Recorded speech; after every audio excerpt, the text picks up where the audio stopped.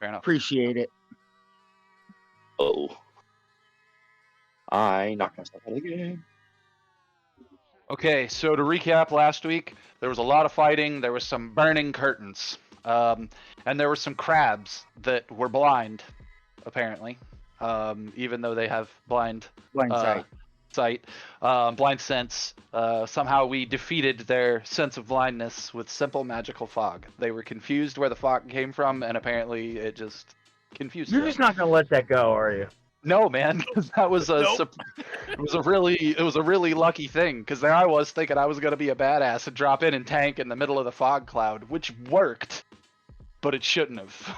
So no, I'm not gonna let that go for a while. Like, I got real lucky. I should have been squished like a bug. It was a glitch in the programming. Forget it. Exactly. We glitched the matrix. You In the found a cheat code. process, yeah, exactly. We slipped into God mode. Anyways, the curtain was lit on fire as well. In the middle of fighting the devils and the crabs, we had to put the fire on the curtain out, and in that process, a couple of hellhounds and another devil showed up. This devil, first off, I did not realize, I missed in the description until after the fact, until after Jaime pointed it out, wasn't responding to any of our attempts to communicate with him, and it was freaking my character out. Until I realized it's because he doesn't have a mouth, and oops.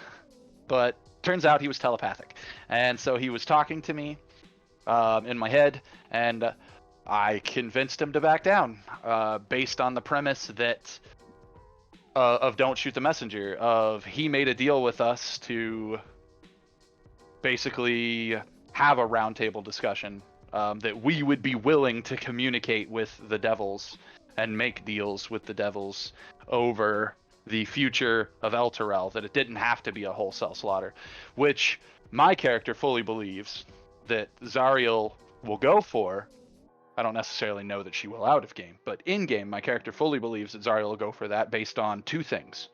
One, Zariel wants the city, but she's wanted the city since before she was a devil. She's wanted the city since she was still an angel. This was her city. So if she can get it without the destruction of the place, I feel like that's a thing that can be made to happen. Sounds like a win-win. Yeah. Secondly, we have mutual enemies here. Like, sucks that we're fighting the devils, and it sucks that the devils are fighting us, because at the end of the day, all of us hate the demons that are basically coming up out of the river below us. And like, if this city touches ground, like, even more demons are gonna be piling into the city. So the idea is we're willing to talk based on this mutual enemy that both us and the devils share. Now, this piece didn't necessarily buy us peace from other devils we will encounter, but it does, at the very least, pass a message up the chain to Zariel that, hey, we want to talk, not necessarily go stabby. The devil agreed, not necessarily willingly, but at the end, he seemed to at least understand what I was asking, even if he didn't necessarily believe that it would succeed. And at the end of the day, he knew that either it would succeed or he was going to die. He was going to die here with us, or he was going to die by Zariel's hand for failing to defeat us. So really, I think that's the only reason he agreed, is that this was his only chance at survival in that scenario. Because, and I pointed out to him, that a devil dies in hell, or if a devil dies in hell in Avernus, they stay dead. It's for real. Yeah, it's for real if they die down here. So, and that's something. That's Does that something. apply to demons too? Demons are from the Abyss, not Avernus. Oh yeah, that's right. So they're. So I don't know what happens when they die, except that we're not supposed to touch their blood because it'll turn us into mutants. Squishy. And not the sexy mutants like Leela. Well, that's not necessarily true. Like, literally, one of the abilities on the random roll chart is that straight up you grow a pair of wings. So like Cool. some of them are cool, and like, but I want to be clear, out of like 10 or 15 or 20 mutations on the chart on the dice roll that you make if you touch demon blood, only like 2 or 3 of them are positive. All of the rest are gross or disgusting in some way. Play with it, guys. Like when we got poisoned by the aboleth disease that turned us into water creatures, like that kind of disgusting. So, Yeah. they're very. Actually, Boston loved it. Boston was totally fine with it. If you remember, he still wasn't cured. Boston can breathe underwater. I was gonna say, isn't Boston still in fish form? Yeah. Well, so now he can cast Alter Self on him. So his leveling item, when it leveled, it gave him access to Alter Self at will, basically, as opposed to Disguise Self at will. And he uses the Alter Self to, so long as he's got his leveling item, he uses the Alter Self to, first off, ensure that his gender stays the gender that he wants it to be. And secondly, to make him amphibious so that he can live on land as well, not just in the water.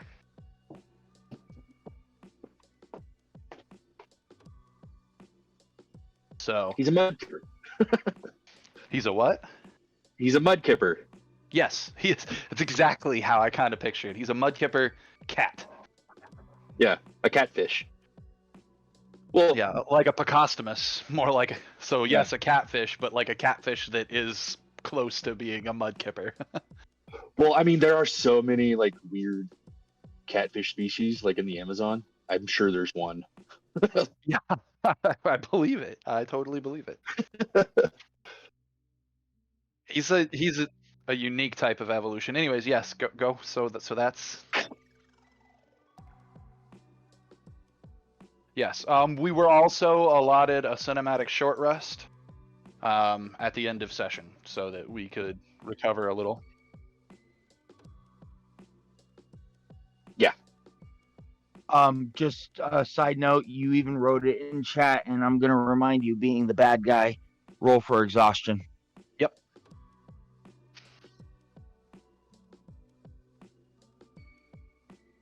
Yep. I have a request. Yes. Can I have the shield from Carl and use the cinematic short rest to attune to it? Short rest. We allowed me to attune on the last cinematic short rest to the sword. Before I hand you the shield, though, I was going to ask why. I don't remember why we decided that you should have that. Because wield he a was the one-handed only one weapon who by could use itself, it? and that's But it. you're a monk, so you'll lose your monk abilities. Oh, I didn't. Yeah, monks don't. So Monks don't actually, shield. Okay, he's that not makes the more only one that can use it. Gilwyn is actually the one who should be using it because Gilwyn can I use can't a use shield. metal shields. I can't use metal shields. I want to be clear on this. If you say you can't use metal shields, that's 100% up to you. But the metal shield, the druids don't use metal tag in their class features or whatever, is a guideline, not a rule. That's for roleplay purposes. I definitely like that about Gilwyn not using metal. He doesn't even use a metal sword. Secondly, did Jaime ever describe that the shield was made out of metal? A lot of shields back in the day were think so.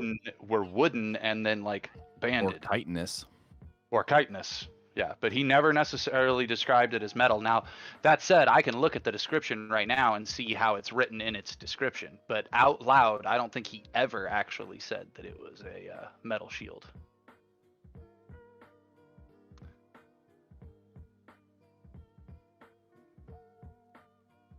I was about to say it's meteor rock. It's not metal, it's meteor rock. The nerd in me is going, well, that's just iron. But to that end, I point out the Avatar The Last Airbender, the star metal is what they call it.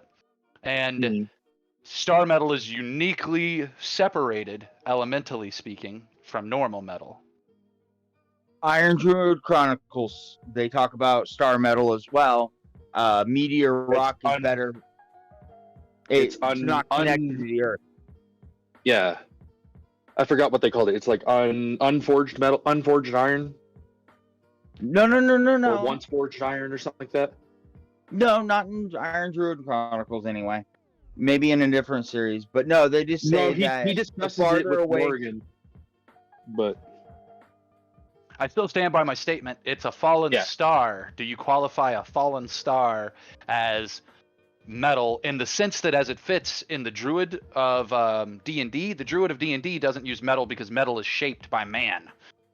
This is not shaped necessarily by man. It is shaped by nature. It is dropped from the heavens. It's significantly That's more a- a natural version of metal than metal. that is a great argument.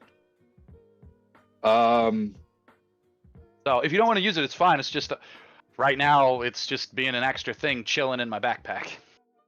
The only thing that a shield would interfere with is my spell casting.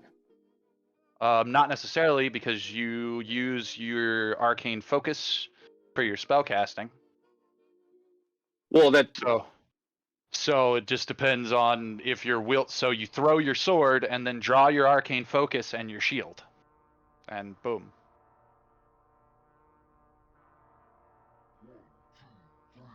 Because isn't your arcane focus a staff? I think so. Actually, I think I've been flavoring it right now as the scimitar, but I do Well, have my I think the scimitar can be used as an arcane focus in its description. yeah. But once you chuck it and it's out of your hand, you can't use it as your focus. Right. Yeah, I use a staff otherwise. But if the sword counts as your arcane focus, it still comes down to that the shield would not get in the way of it because you have the arcane focus. And the arcane focus covers Basically, it covers everything. gestures. It's your material component, but it's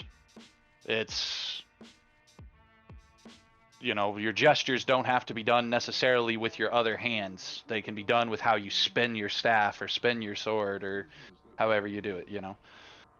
Cool. All right. Because there's the mechanical rules Yeah. on an arcane focus come down to if you have your focus or your component pouch, the only thing you really got to worry about is material components that have a cost. Right. Yeah, a gold cost.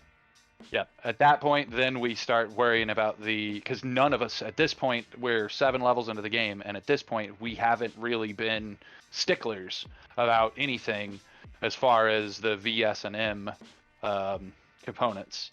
Except for the verbal component of my mage hand. And I was about to say, and I was about to say, there's technically one more component that was encountered, and it was still based on verbal, and that was when we encountered a silence spell, or rather, when Boston encountered a silence spell. He wasn't able to cast magic within that zone. So there are certain times that it's obviously going to come up, but so far there hasn't been a single discussion or issue as far as somatic components, because there's literally no rules in the game as to what a somatic component has to be. It just is gestures. Fair enough. So the Ironheart Scimitar is also just my wand, and if I'm using it in the the flying sword ability, I'd have to have a different arcane focus equipped. Well, actually, no, you wouldn't, because if you're using an arcane focus, you're not going to be able to cast anything. But you'd have to have a different druidic focus. Right. Yeah, I would have to have a different focus. You know what I mean? Yes, I know what you mean, but you said arcane focus, so I had to. Yeah. Yeah, but I'm not the one, because my characters use arcane focuses. I'm not the druid. Arcane just also means magic. I forget that druid is a different kind of magic than arcane. We're gonna start this. It's foci, not focuses. Foci. Foci. It's not foci, it's foci. Potato. Yeah. Sure, I'll take it. Okay. So, just equip it on your character sheet as a +2 shield. It's just a normal +2 shield, but once per day while you're holding it, you can use a reaction after being hit by an attack from a creature within 5 feet of you. To encase that target in slowed time until the end of their next turn. While slowed, the target's speed is halved. It has disadvantage on attack rolls and dexterity saving throws, and it cannot take reactions. My shield is better. On What's your Puck, shield? Oh, yes. the one that gives them advantage on initiative rolls. Yeah, you have a shield of warning or shield of something. But yes. You say better. I don't know. This one's got a pretty good ability on it. Yeah, but mine's not limited to once per day. No, yours is just static. Yeah. In my opinion, that still comes down to situational. Some people don't really care about their initiative. Some characters, it don't matter what your initiative is. Some people like to go last. This is true. Fick does. Yeah, because if he likes to go fast, but he likes to get. Well, what I was about to say is if Fick goes last, everybody that needs to move has already moved, so he can guarantee where he needs to end up. There's that, but he also likes to open the conversation with a stab to the kidney. True. This is also true. Is there a way I can drag and drop that? Like I can a pre-built something? It isn't on pre-built in Fantasy Grounds yet. It is pre-built on Beyond. Yeah. In which case you simply need to go to your character sheet on Beyond, go to Inventory. View your character sheet. It'll be easier to do it this way. Right. On the actual character sheet, then go to Inventory, and then click Manage Inventory. And in the search box, just type Starfallen, Starfallen, and it'll be the only thing that pops up, Starfallen Shield. But otherwise, mechanically, all it provides is a basic shield, and it counts as one of your 3 magical items that you can be attuned to. Cool. It would be my 3rd.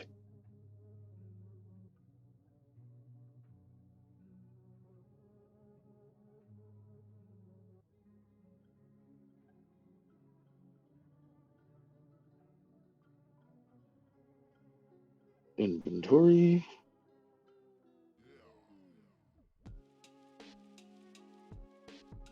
And then Manage Inventory. Yep.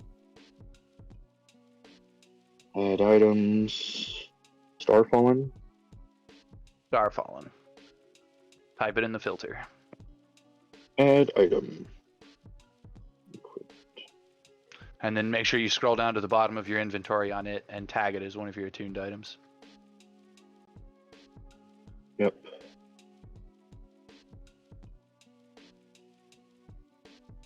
Why? Quit. Keith, what is your armor class? 17. Girk, what is your armor class? Do you know? I think it's 16, but Jaime has to look. Yeah, I was about to say Jaime, look for him. You can also just choose to be missed, though, or take half damage, right? Yes. That makes my AC 18. Okay. Technically, I told Girk a few sessions ago I was going to give this to him, but he has the ability to just, as a reaction, cut damage in half, so that's going to be better than arguably that makes up for Keith having the 1 higher AC. So I'm going to give this magic item to Keith, actually, because it's been sitting in my backpack. Cloak of Protection, Keith. It's just a +1 to AC and saving throws while you wear it, and it does not fuck with your unarmored defense. Nice. Yeah, Cloak of Protection and Bracers of Defense are 2 things that monks can get a hold of that can raise their defense without affecting their unarmored defense. Yep.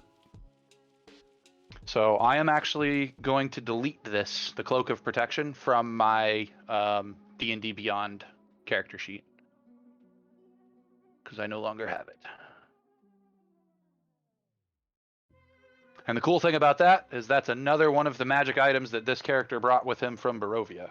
So I've been trying to figure out how to like hand out my magic items slowly. So first he handed out the books. Now he's handed out that.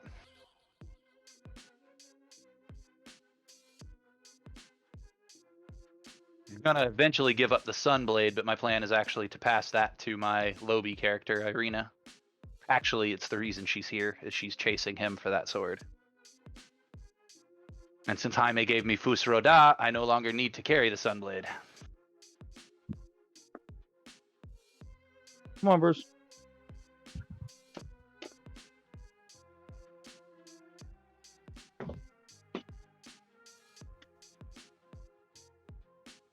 There's a ring too.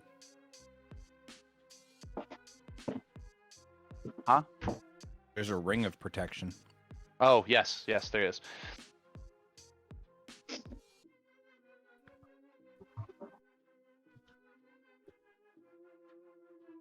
These are also things like wizards can wear, since they can't wear armor class or wear armor, unless you give a wizard, what is it? The robe of the archmage, I believe, or robe. It's either so. There's staff of and robe of, and I can't figure. One of them's magus, one of them's magi, and one of them's archmage, but I can't remember which one is which. And those are the two key items you want a wizard to end up with.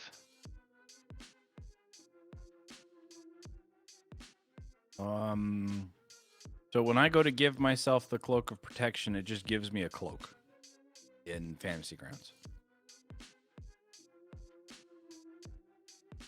Yes, Fantasy Grounds doesn't auto-calculate stuff. We've discussed this. You have to go in and manually punch in that +1. Cam, I need to talk to you after gaming.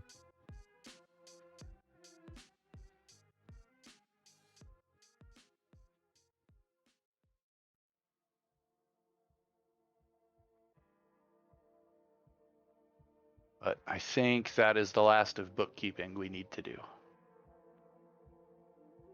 Which means I guess it's time for us to make that good old-fashioned exhaustion check, huh? Is Fick evil yet? What do you mean? Fick is not... Is Fick gonna be evil? I don't know. But if you're evil, you don't have to make the exhaustion check. Oh. Not... I feel like there was something else about the exhaustion check, though. That made I it know so that yes, you do. Crixus is lawful evil. So that doesn't affect a thing. On Yeah, the reason, I know. The reason he doesn't. The... Yeah, they never have to make their exhaustion checks because of Irina. Yeah, but he didn't have to because he was evil. I remember that from the Lobi campaign. No, the only evil thing that I remember is the coins. But give me 1 second. Where is the? Fick's not evil though. I was just joking. That's fine. I'm looking up the exhaustion check rules Oh, okay. because we haven't done it in so long. I want to make sure we do it right. That's fair.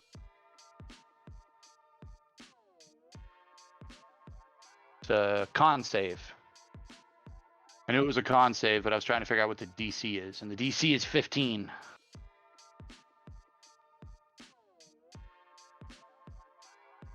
Unless Time8 decides to bump it. Base DC is 15, con save.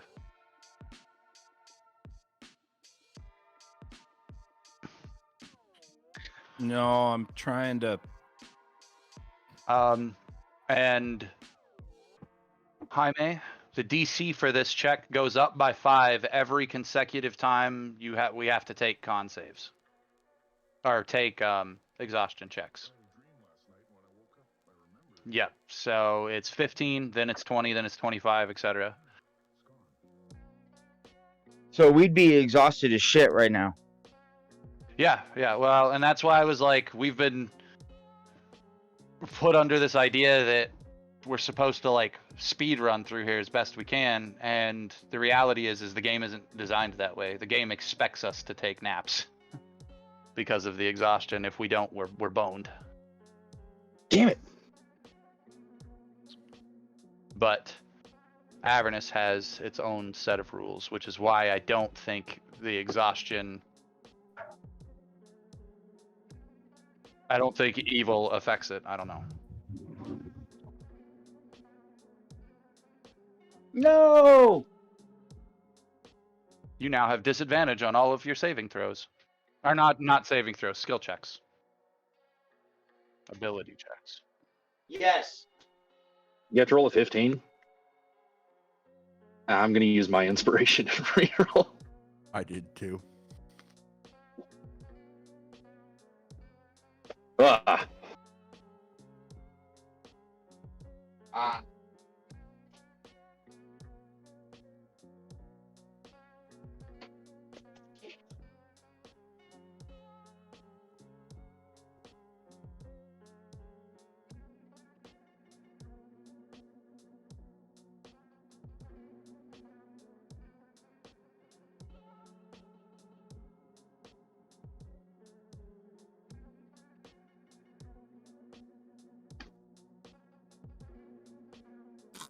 Here we go. Guys, you're all fine. You're all fine. It's specifically in Baldur's Gate. The DC is 10 plus 1 for each hour that we are out and about doing stuff. That's the DC in Avernus for exhaustion checks.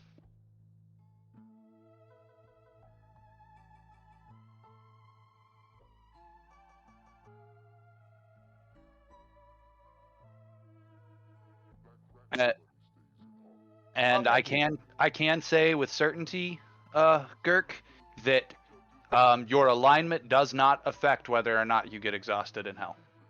Okay, then maybe I did get it confused with the coins because I forgot about them till you mentioned it. Yeah. I knew the evil only had something to do with it. the only thing that evil affects is technically at the end of every long rest, we're supposed to make a DC 10 wisdom saving throw. And this is one of the, so we were like, do we want to do the exhaustion rule or the other rule? And we chose to do exhaustion, but not this one. This is at the end of any long rest. Any creature that is not evil must make a DC 10 wisdom saving throw. On a failed save, their alignment immediately changes to lawful evil. The change becomes permanent if they don't leave hell within a D4 days. Otherwise, their alignment reverts to normal after 1 day spent on a plane other than the 9 hells. So, is the exhaustion on a long rest or on any rest? The exhaustion occurs anytime we wake up from a long rest. We're supposed to make that check, and then we make it again every hour that we're active. Oh. Now, we have skipped doing the every hour that we're active in favor of, technically we had agreed we were going to do it every encounter, but we've kind of been running from encounter to encounter to encounter. So it's been at like GM discretion, like every second or third or fourth encounter we've been making the check.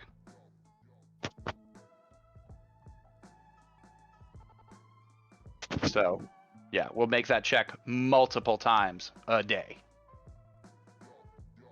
The thing about resting is resting removes exhaustion, or removes 1 level of exhaustion. That I'm not sure. Rest and yeah. Yeah.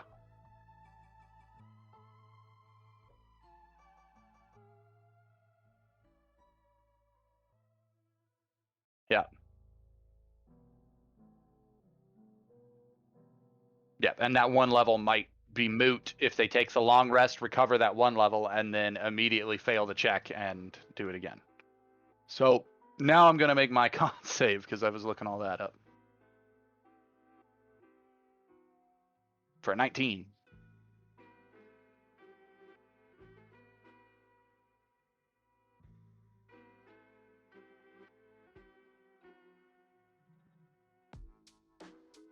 Yeah. Yeah. He had to run out of the fight and back in, well, run out of the scene and then run back in right at the end of the fight. Oh man.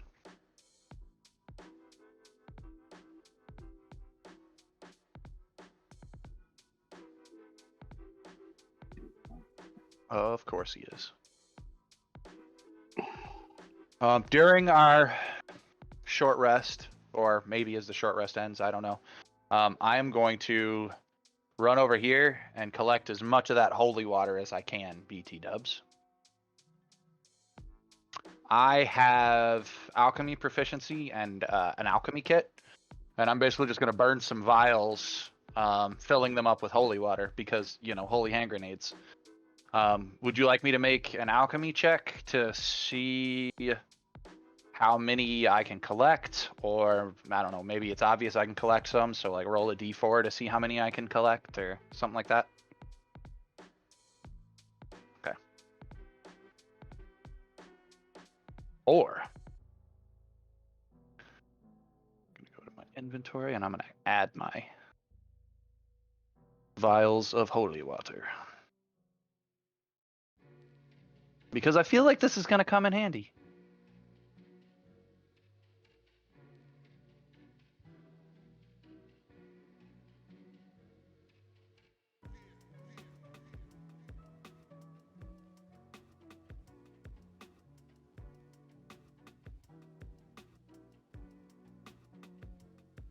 I vaguely do remember that now.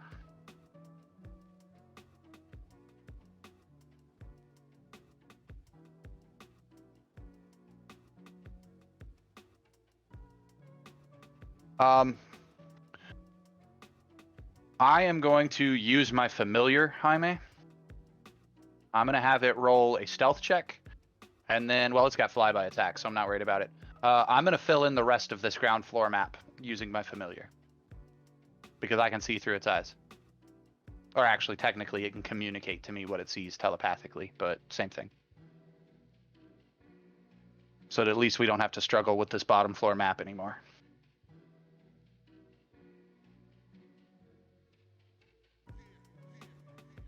Yep. Well, and I'm going to do what I do in Minor Illusion. I think this character has Minor Illusion. Let me look at my spells. If I don't, I'll just... Yeah, I could use my magical tinkering to do it. I'm going to create a map of this place. So that... Of the bottom floor, at least. So that everybody can see what we're looking at.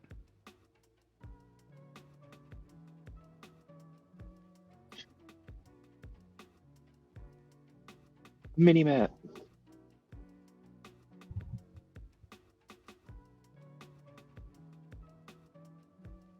And does my familiar come across any more baddies on this floor?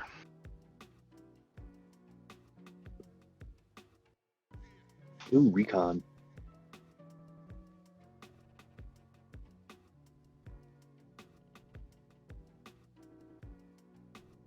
Familiar? Okay.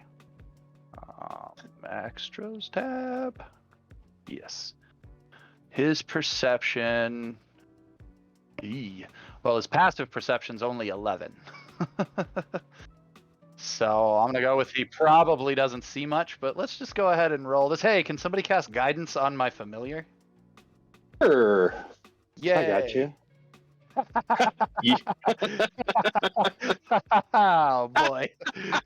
So I got a 4. I'm gonna burn my inspiration so that my pet can try that dice roll again. Much better for a 21 perception.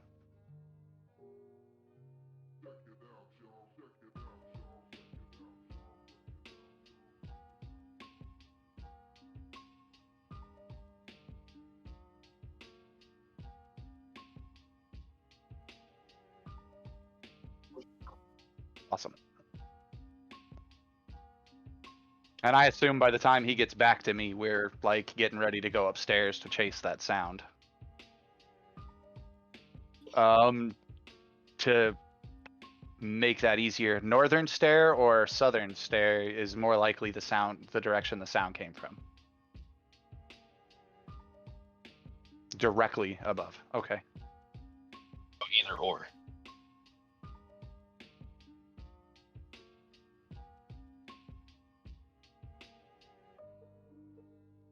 Oh.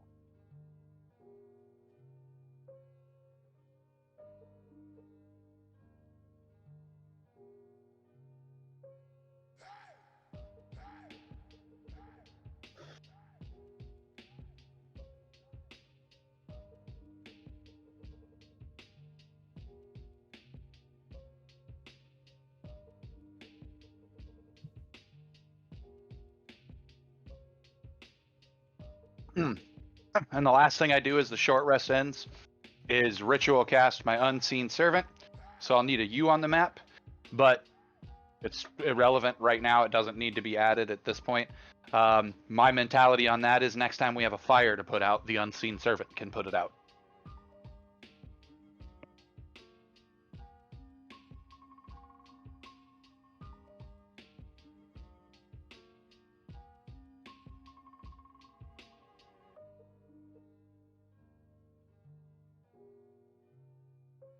Yeah, I'm basically out of anything I can do. Well, not anything I can do in combat, but most of my combat abilities.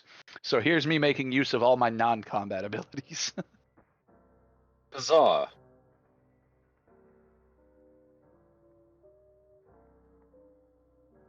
Oh no, so none of that came through. It was actually my familiar, not my homunculus, but yeah, my familiar is a flying snake. Mm-hmm. Slither. My hands are bleeding. Ow. Oh, crap.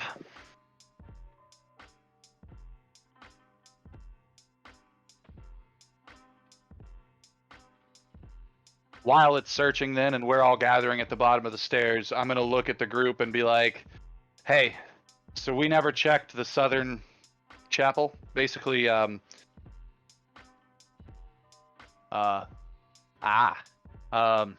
say, I kind of whisper it to Fick, actually. I whisper it to Fick. And I say, so in the center, this is out of game, Girk. In the center of the church, there's this like the Hand of Torm in the middle. And Right. up north of the Hand of Torm is where we fought some bad guys. And west of the Hand of Torm is where we fought some bad guys. But we never checked south of the Hands of Torm. And Okay. I explain that Orin, my snake, caught movement down there, hidden amongst the bodies. And I'm like pointed about the way that I say hidden, as though I'm implying that maybe it's civilians, but I can't be sure, hiding in those bodies. I roll my eyes, obviously, like over dramatically roll my eyes and say, come on, let's go. And start walking in that direction. I assume you have your mask on, so you gesture with the roll your eyes and then, like, Yeah. come on? Yeah. Okay. And I like reach out and put my hand on your shoulder and I point to the stairs and I'm like, what about the scream?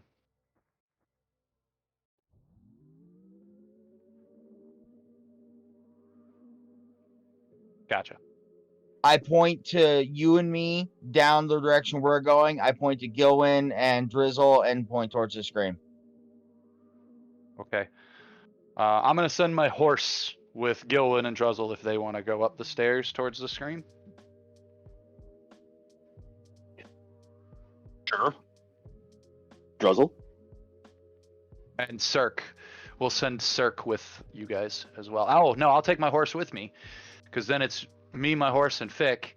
And it's you Cirque. three. Yeah. Cirque, Druzzl, and going. So At just the to be stair. clear, We're splitting we're the party. splitting up the party.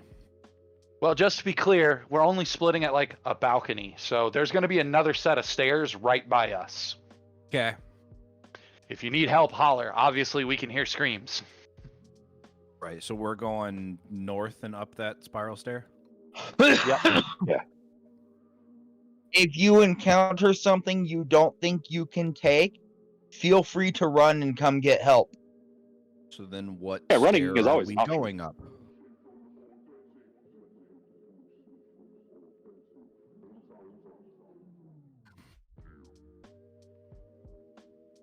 Ah, Oh. Do do do do do do do do do do do do do do do. Boop Wow. boop boop. I don't know what you're talking about. I assumed you were going with them because we said 3 on each task. So yes, I might have moved it. Just to keep the groupings together.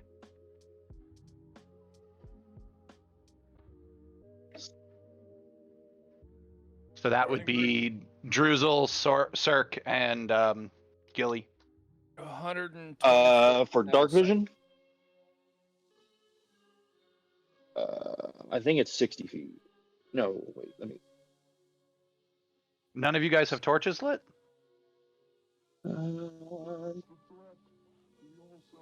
Where are you? I have not had a torch lit. No.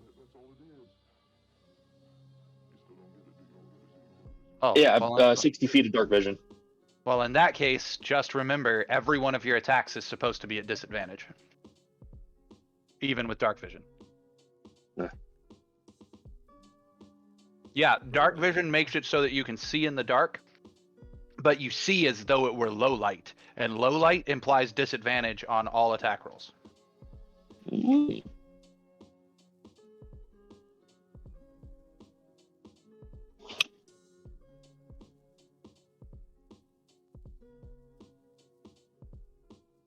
That applies to your bad guys too, just putting that out there.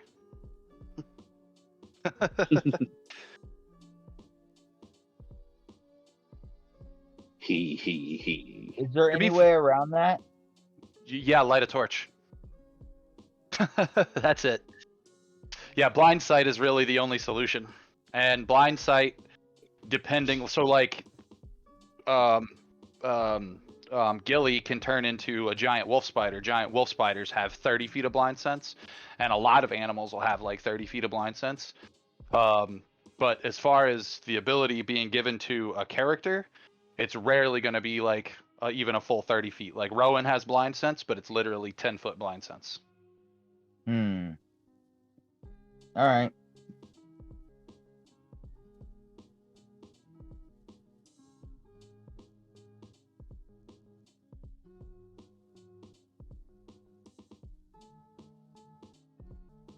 Isn't that on perception, Carl? What, the disadvantage? Yeah. It's on anything that involves seeing.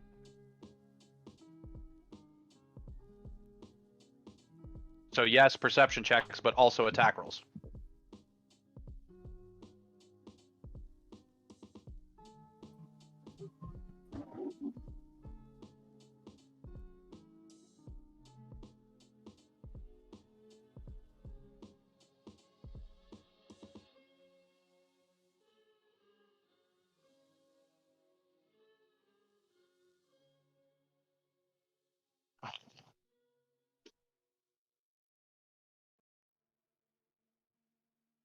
— 19. 22.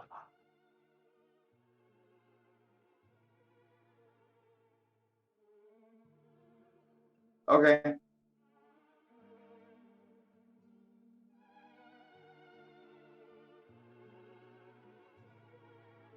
He can go first.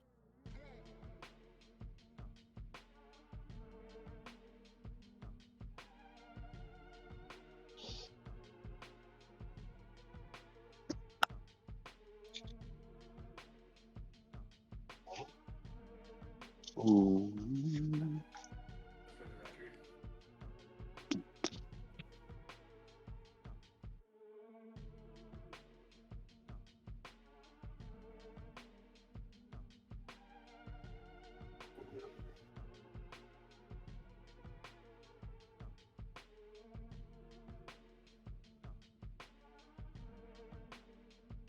Yes.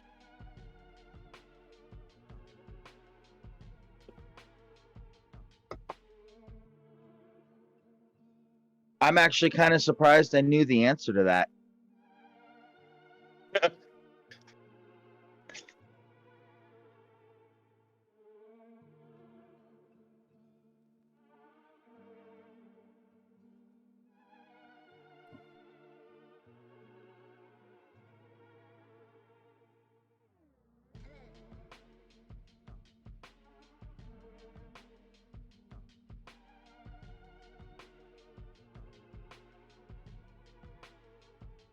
Hot damn.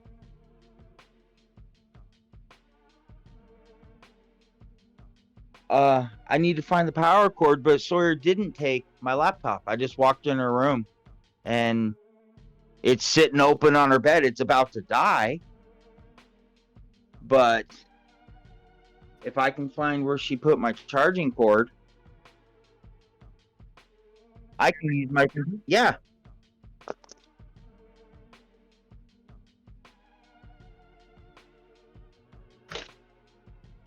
I swear I unmuted myself earlier. I'm gonna go upstairs. Hey, I found my charging cord. I'll be logged in a minute. Oh, Since we're leaving, I guess I can unplug the thing that drives away roaches. Which is sad because it finally started to work. just instantly your house is just all the roaches come back at once.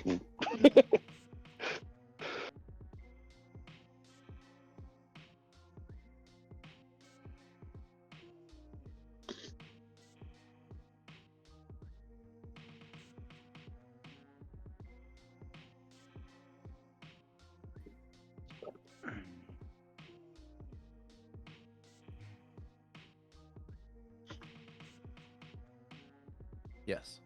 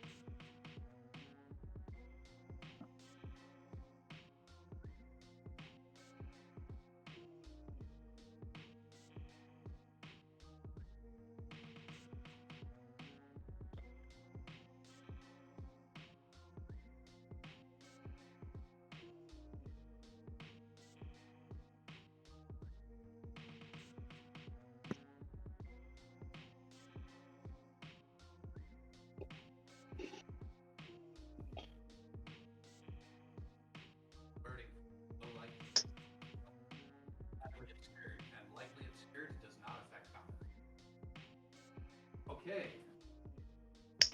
For the record, it only affects perception checks. Keith was right. What Yeah. does? Dark vision, low Dark- light. Low light.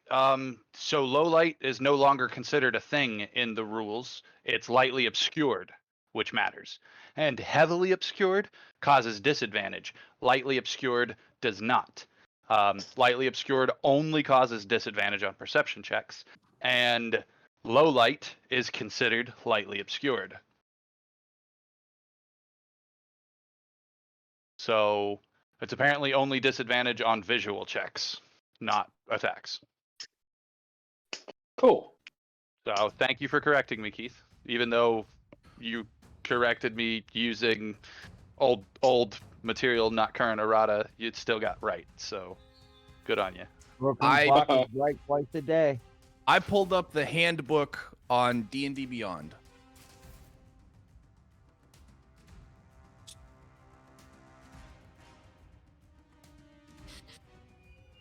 I No, heard the the description description, of the but I'm 6 downstairs. cultists and the dude badly playing the organ. How far did I travel up on the staircase? How far have I moved so far? And that was my entire movement. Okay. I'm gonna cast Sanctuary on myself. And then get ready to run back down the stairs, yelling that there's 6 cultists and a dude who's really badly playing the piano. Well, on the plus side, you can literally roll a hide check where you're standing. You don't have to actually hide because you're lightly obscured. Yeah. Wouldn't But that use my It's- action though? Yeah, so that's your. But I mean, if they're unaware of you, If you're coming up the stairs and spot them and you just hide, as opposed to casting a spell, which is going to let them alert them Know to you're you there. being there. Especially since it requires Vobral. Okay. I would argue that you could whisper it underneath the sounds of the badly played pipe organ. That may also be true. I'm So you decide if you want to risk that casting or not.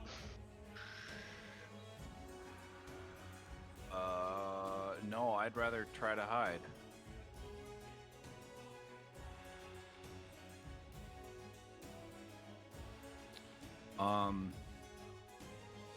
Yeah, did they look like they've noticed me, Jaime?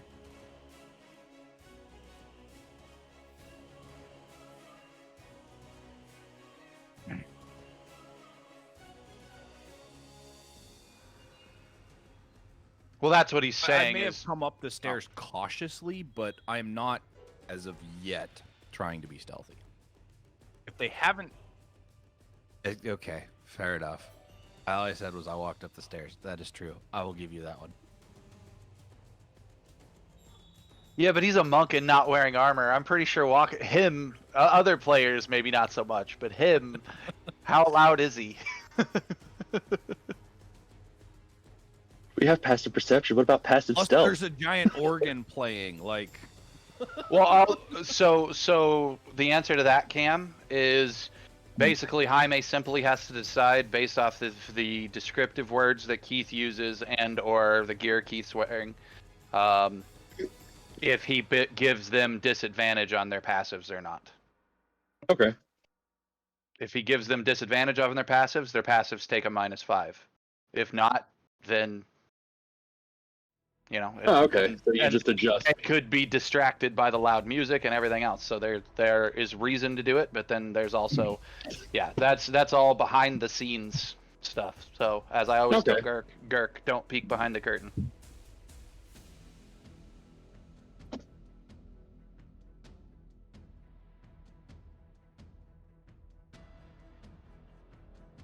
Thank I you. appreciate it.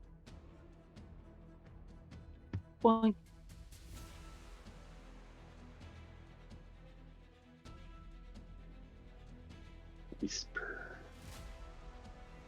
I have the one with Cirque and Gillen on it. Is that the one I should have? Yep. Yeah. All right. And should I be focused on them?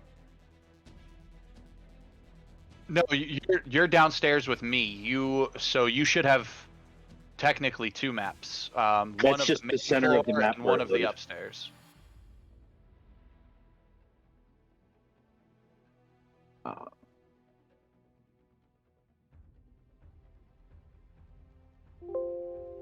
Okay, that just I get nope, can't do it.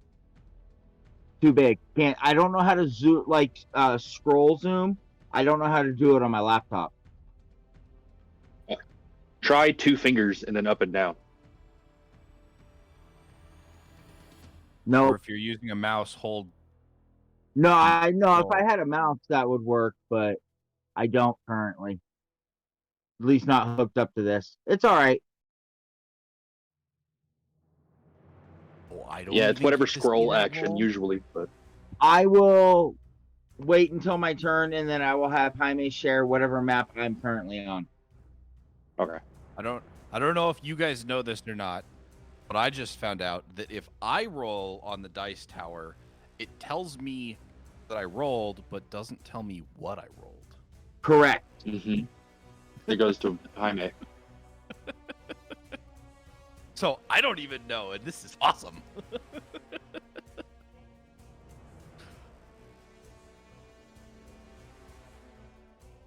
Okay, so that's movement action. I know. That was the discussion that we had initially when I first got up here. I don't think I have any bonus actions that I want to use. So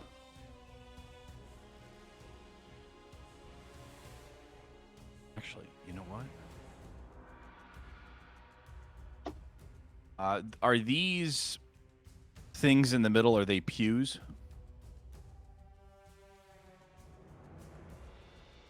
Risers. And I'm guessing they go down. So from the front of the balcony where I could look down, they'd go up towards the organ. Yep, so the organ is behind them. And can you get under them? Okay. In this instance, okay. So 1, we're doing this stealthily. 2, I'm going to use a key point as soon as I can find them. To use Step of the Wind and dash. Okay. Keith, remember, if you're doing it stealthily and it's hindering terrain, you're going to cut the distance you can move in half twice. It's a quarter of the distance. Well, Yeah. so literally what I want to do is just move under. Like literally just right underneath, and that's it. Stop Hide. right Yeah. there. Yeah, I know. I just wanted to point out, moving stealthily, you can only move at half speed anyways. And then, So, okay, then I have a question. Moving into a square that's difficult terrain, does that use double, or is it when you move through it. from that Through. square? It's when you move through it. So it counts 5 feet to get into it, and then another 5 feet to get out of it. Okay, so So If it's a I grand did this- total of 10 feet to move within that singular square. right. So I have a speed of 35. If I moved stealthily, I could move 5 feet unhindered, and then it would be 5 feet double hindered and stop. That was my plan. So you're only wanting to move 2 squares south is basically what you're saying? Well, I was gonna move there, 3. Oh, behind the taller bits of the risers, but underneath them. So that is 5, 10, 15, 20. That would be 20 feet of movement or 15 feet of movement to stop there. 10. And then entering it counts as 15. And then before you could move out of it, you would have to spend another 5 feet of movement and then move out of it, counting your next 5 foot. That's fine. I just wanted to be a little bit more obscured. obscured. You took cover. Yes. Yeah, that's yeah. So he's taking cover.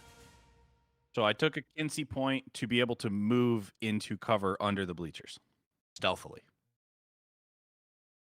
And then into my turn. Key point. Kinsey point. All right, we downstairs. I said Kinsey point. What the crap?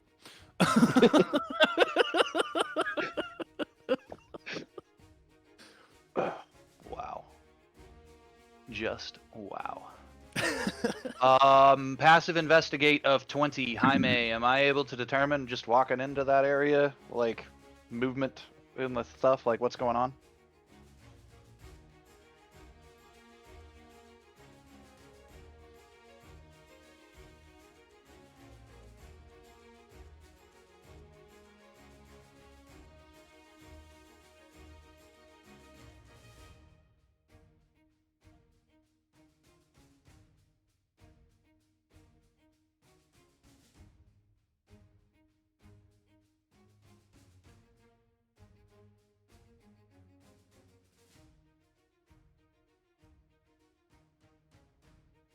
It's yeah. Wow. Well, Yeah. that's ass. Annoying.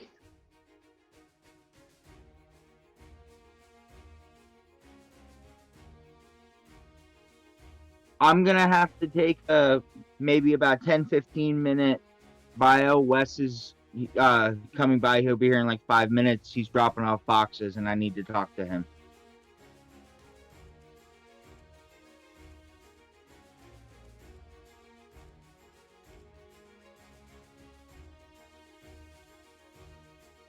Yep.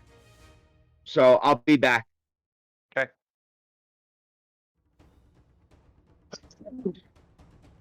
Bless you. Thank you.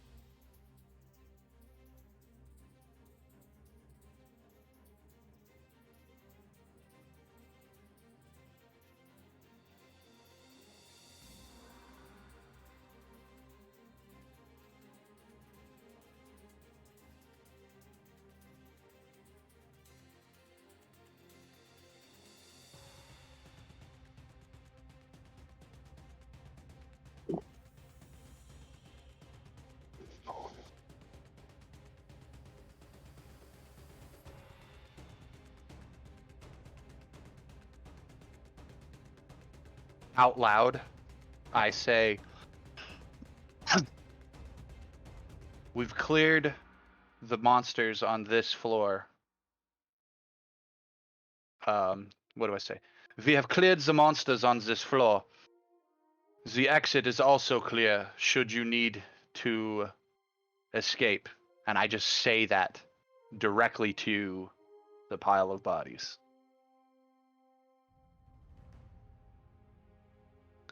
Does it react? Like my weapon, so my light source is my sunblade. You know, I use it like a torch. I hold it up in front of me, and so I actually now have lowered it down to my side, like the tip of it's pointed at the ground. I'm holding it non-hostily, and that's what I say is that like the path is clear to get out if you just want to run.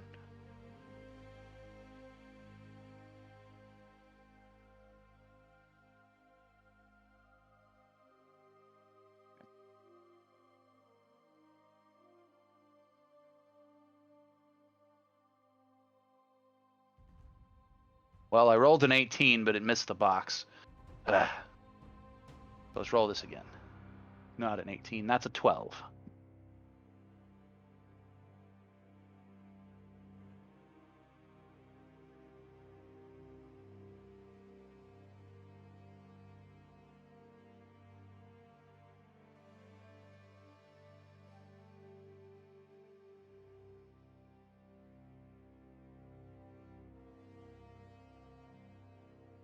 It's looking at me, but it's not moving. Okay. It doesn't say anything, though.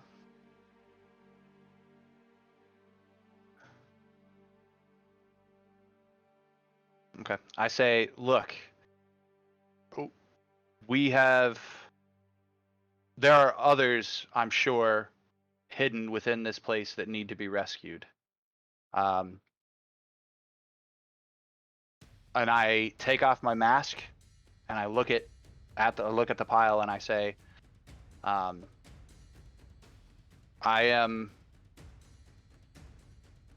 introduce myself. I say I am Alexander Wilhelm Rowan von Drakovich Morgenstern, Knight of Elturel, and on my honor, we have cleared out a fair many of the dangers within this place. We cannot waste our time here with you. I point out then, like, where there are other survivors at, aka the people we've already rescued, and I say, you can go to them, or I can have, and I kind of like gesture with my hand, and Orin kind of like flies down and kind of like spirals around my arm, and I say, Orin can lead you to them. Or you can stay here as long as you need. The only thing I ask is if you know of more survivors here, tell us where they might be hidden. And on that, I will use my turn to roll persuasion. And given that I introduced myself not only by name, but as a knight of Elturel who are supposed to be here protecting these people, can I ask for advantage or any sort of bonus on that persuasion check?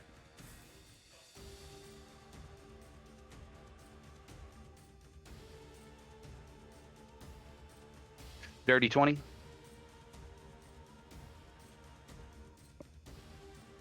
And then I pass my turn. Yes, sir.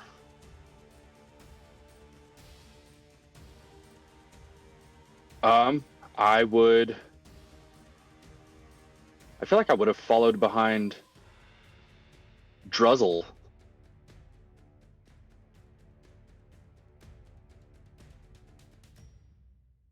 Staircase, or?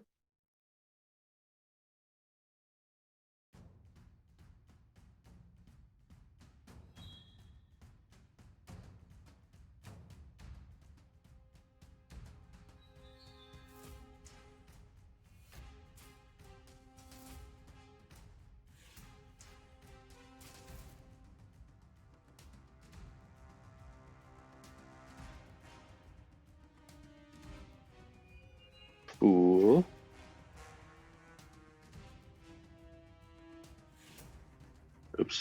I shouldn't have showed that one, but oh well. Now, I think I have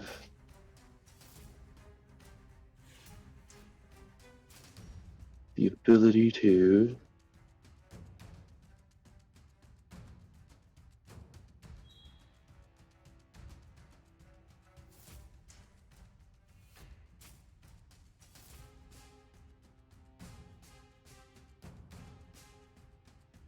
So with Mask of the Wild, I can attempt to hide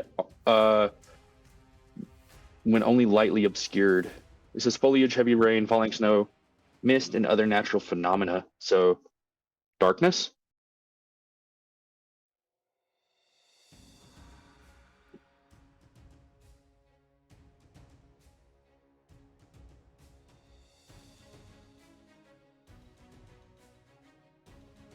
That, Definitely gonna notice that. right?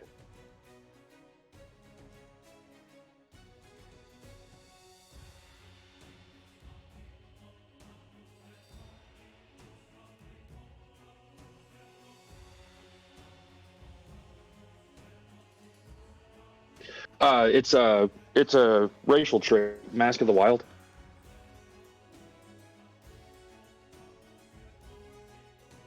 I just have a better ability to hide. It just says, you can attempt to hide even when you're only lightly obscured by foliage, heavy rain, falling snow, mist, and other natural phenomena.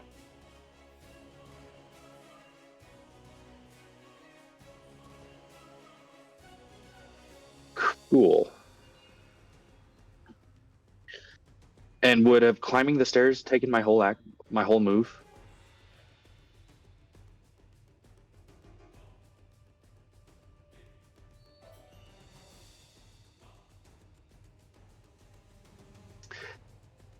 Then in that case, I will try to hide in place.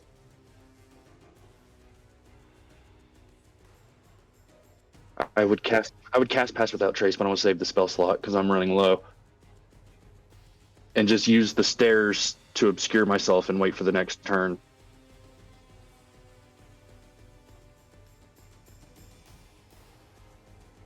I'm gonna roll stealth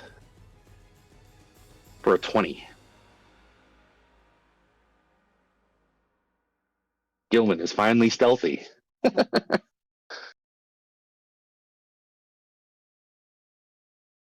be fair, you also have Pass Without Trace, so Gilwin could technically always be stealthy if he really chose. Yeah, I want to save the spell slot though, because I feel like I don't blame you.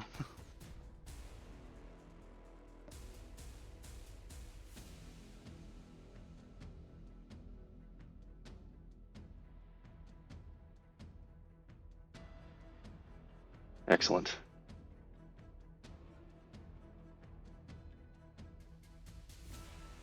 Cirque's gonna come up here and just trip the whole thing off. That's what I'm waiting for too. Especially since he has exhaustion. Exactly.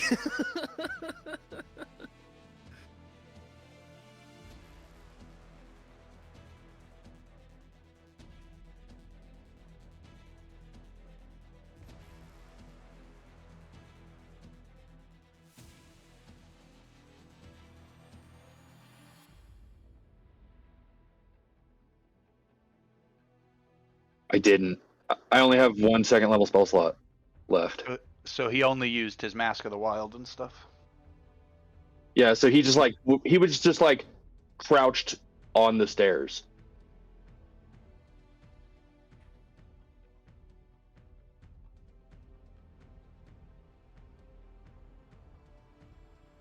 On ability checks, yeah.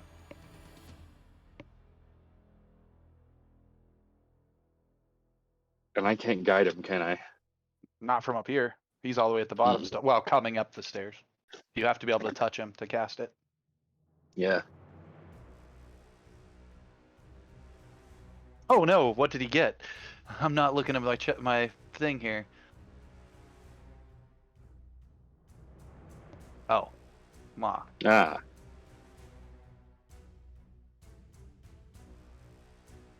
Oh, No. well, at least the cultists are gonna trip over you going for him, Gilwin. Fuck yeah.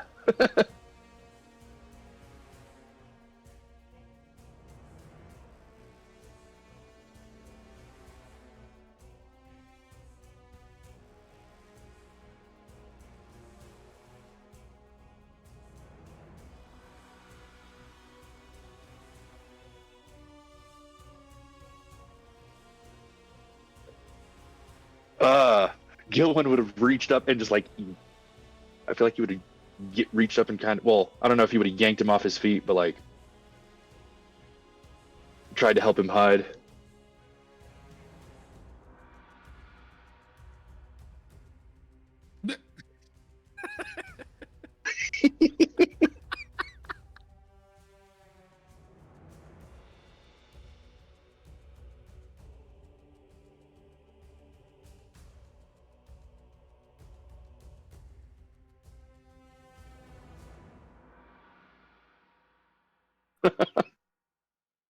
So he got noticed. He just didn't get noticed. Noticed. He got noticed that it was a dude. He didn't get noticed that it was a bad guy compared to from the cultist's perception. Yeah. He was a slight annoyance to somebody for a moment, and that was it.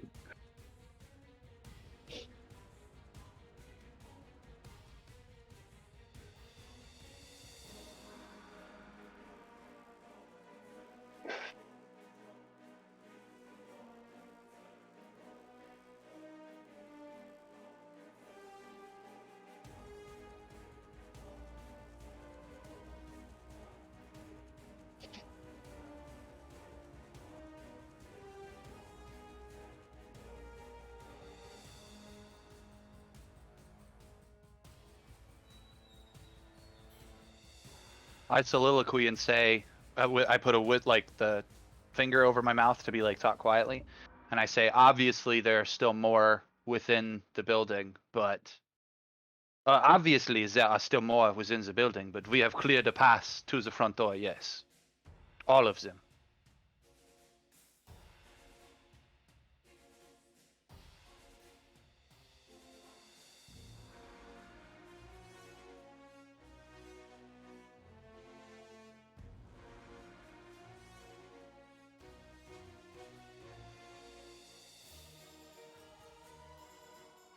Greetings, Sultan. What secret entrance?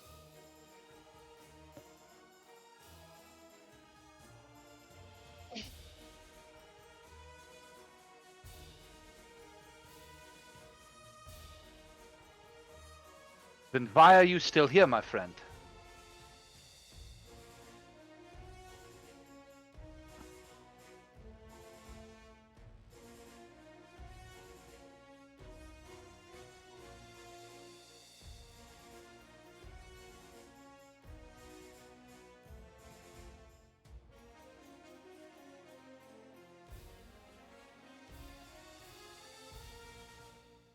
Yeah, we dealt with as many of those as we could, and we convinced the others to retreat.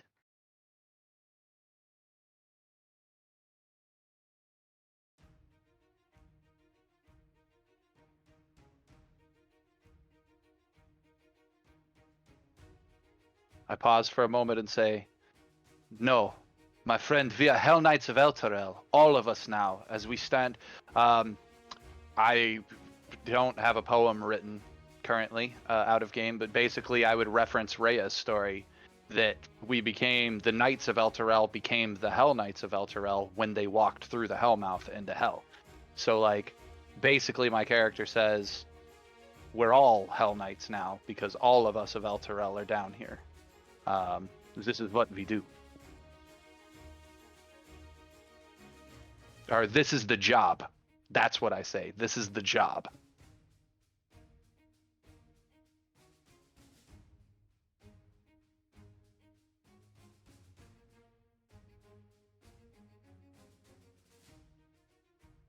Then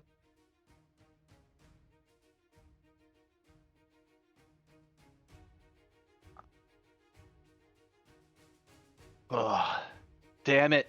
Why isn't Gilwyn down here? Because all I'm thinking is, Gilwyn, this is the building you need to stab your sword into. Because you've yet to use your leveled up ability of creating the druid circle with the sword so that you have, understanding of a mile right. out. And I'm willing to bet that you, quote unquote, doing that. We've seen this place has already been affected by the devils. I'm willing to bet you could generate some sort of RP moment out of planting that sword. But you're not here with us. I explain. Get yourself to the crypts. There are still more.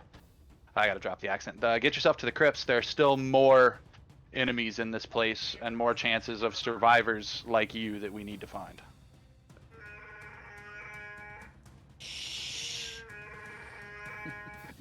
Can you tell us how to get in the entrance?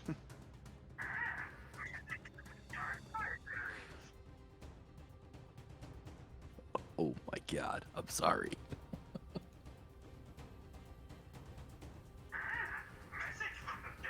All right, you're going on Do Not Disturb.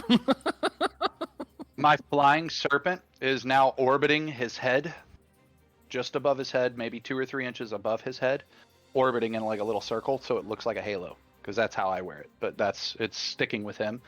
And I go, you simply need to, or you only need to show him, and he can tell us.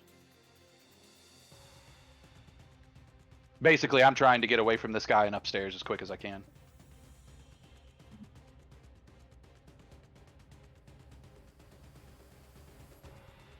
If he reaches up to touch him, the thing will like slither down and wrap around his arm and like straight up smile at him.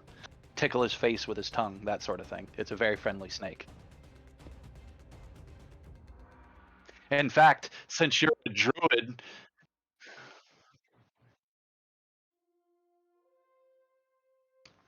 the snake would slither down and wrap around his arm and like cuddle up against his face or something, or sit on his shoulders, rest on his shoulders, basically the whole nine. It's a very friendly, very pet-like snake. Especially since this guy is a druid.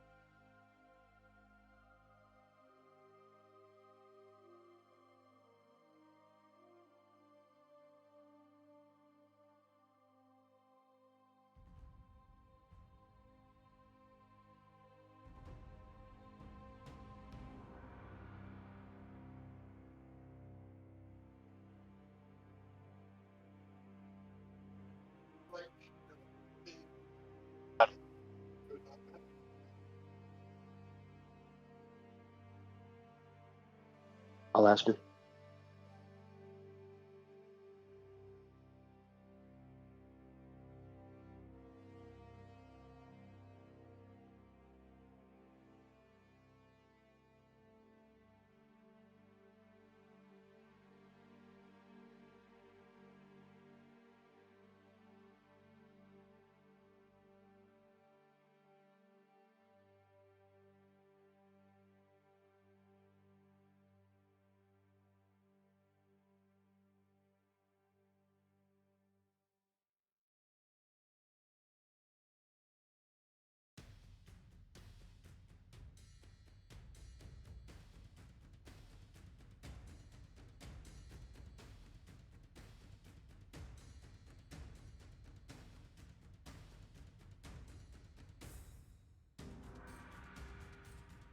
Yeah, he left chat.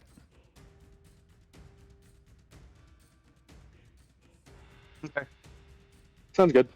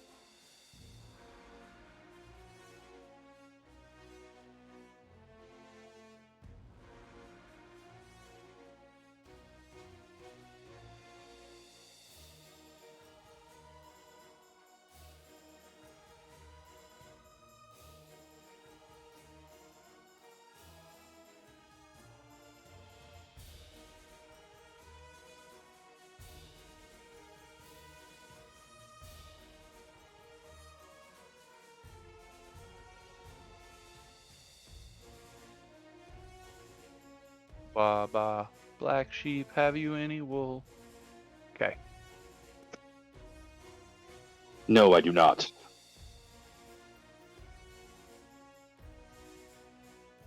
Kind of glad people actually responded. I feel much better about that. Ah, gotcha. As far as waiting for Fick goes, we can easily go to our rule for him that is his puke rule, which is he just starts accruing turns till he gets back.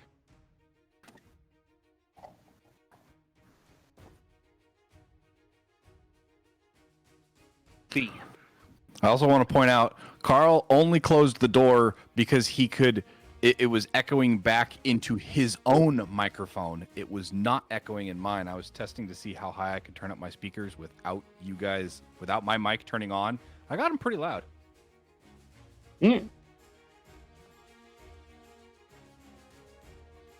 Like, I think I'm going to play the rest of this with my headphones off. Go for it. Cool. Yeah, I don't hear any echo coming back or anything through it from like us talking and your mic picking it up. So as long as it's loud enough for you. I didn't even put the mic in front of the speaker. You what? Put the You mic said- in front of the speaker. And it still didn't come back? Nice. I don't know if that's the mic, the amp, or Discord doing that, but It's probably D all the above because I know Discord definitely has internal stuff to help with that. Yeah. But it's all right. While you guys were gone, I got to get into an argument about sexism with a woman and win. It was great. I have a soapbox. I'm really fed up with women looking down on men for the whole man flu thing. And my friend Tiffany, had the nerve to text me because her husband is having issues. Like he had to go to the ER today because he was bit by like a spider or something, and shit went necrotic, and he was like vomiting, and it was bad. So she's home taking care of him, and she literally texts me and goes, "Why are men such babies when they're sick?" And I was like, "You really want?" I was like, first of all, rude. Second of all, offensive. And third, do you really want me to answer that question? Because you're not gonna like it. I have a soapbox, and the long and short of the soapbox is, fucking biology. Men react like we're supposed to when we're sick.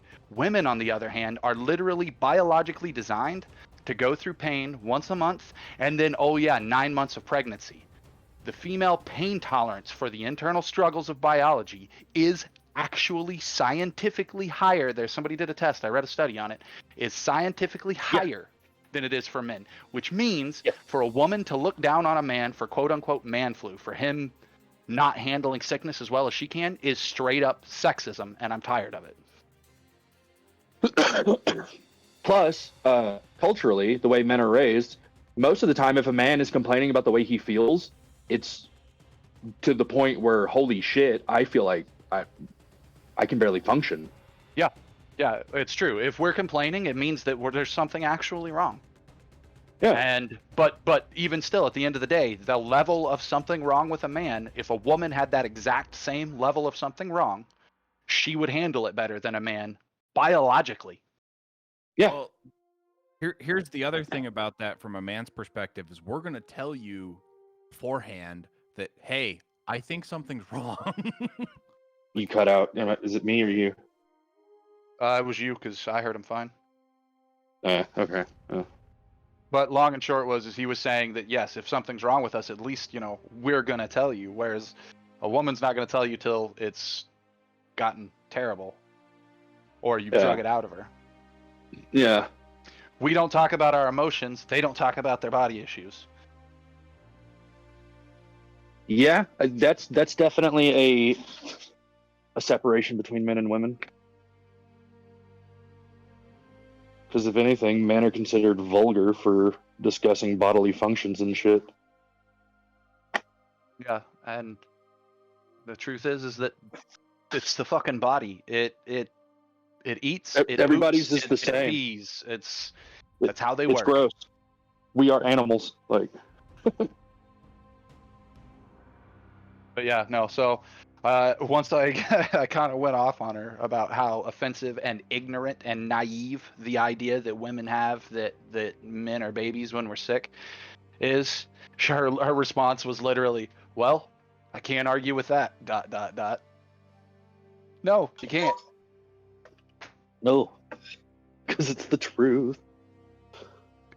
I was telling Keith, even it's kind of my favorite thing when I'm arguing with anybody, like even when I'm arguing with you guys, is that like I won't actually argue unless I'm sure I can bring it to that kind of a point.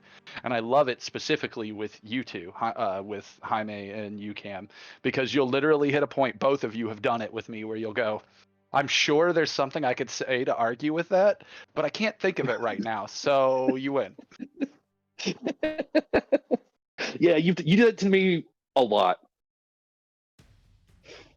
You probably do that to me more than anybody else I've ever known. I do that more to you than I do it to anybody else I've ever known. I'm also You're more my- willing to argue with you just flat out, just to Yeah, be it's devil's true. advocate. It's true. That's you're kind of my favorite debate partner.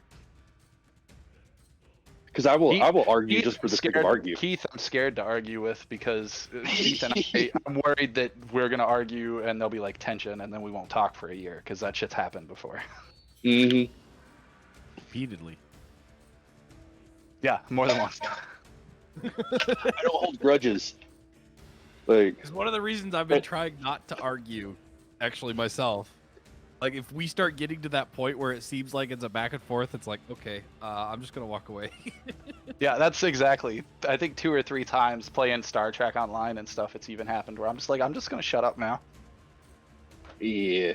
Well, it's very adult of you to know when to stop. I lived with Susan for 5 years. I learned how to pick and choose my battles. Not all fights are worth winning. No. You are correct there. Hell, not all fights are worth having. Yeah.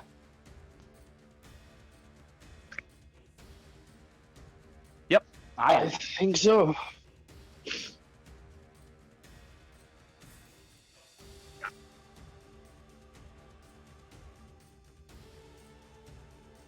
Yep.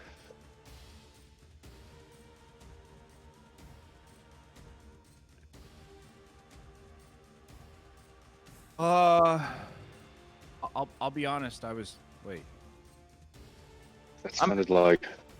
That was perfect timing for Girk to come back. Yeah.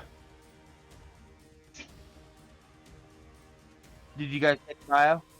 Yes. And it's your turn.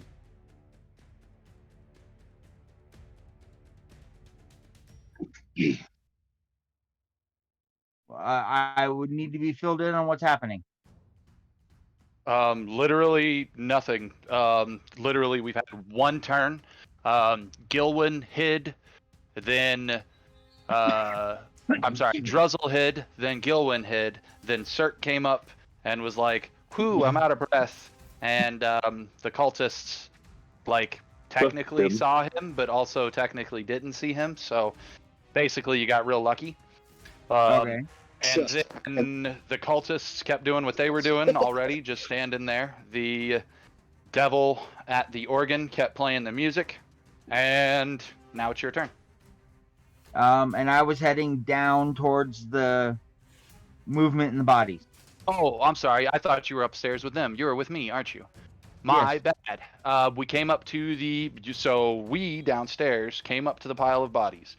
I got to go first. I spotted that there was definitely a non-hostile person in the bodies.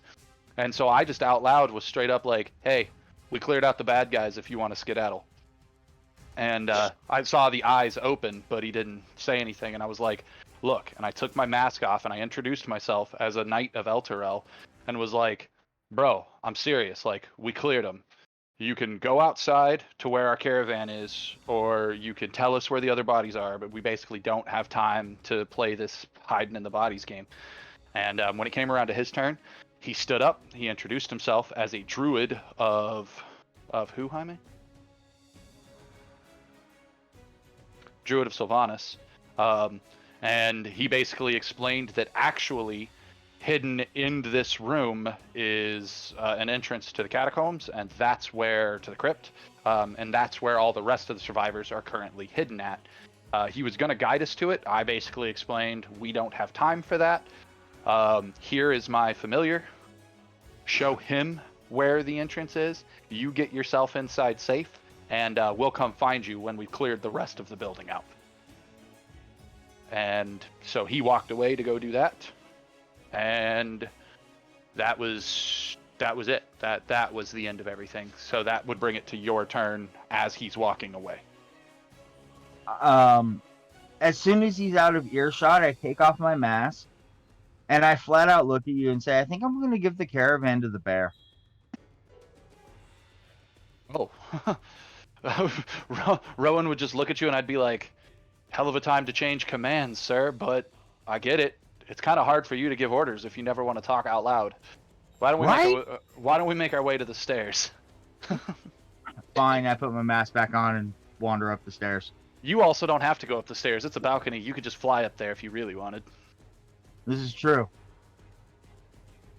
That's what I'll do. I'll shrug, I'll put my mask on, and I'll just float up the stairs. Float up the balcony. All of this is under terrible organ Happening under what?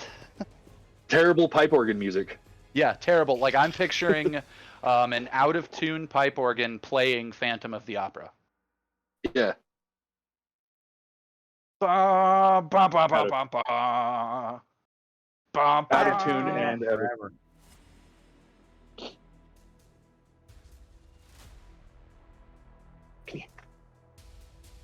Carl and Jaime. Well, actually, all of you might be a little impressed by this. I got to see the Broadway cast of Phantom of the Opera playing off-Broadway in San Francisco. It's pretty awesome. Nice. I showed Keith Hamilton today. He'd never seen it. That was my girlfriend's and I's second anniversary date. Nice. That is nice, dude.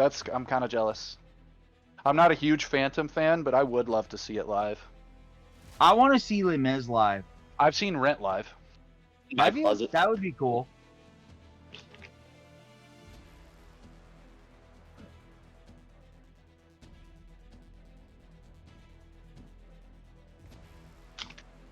Okay.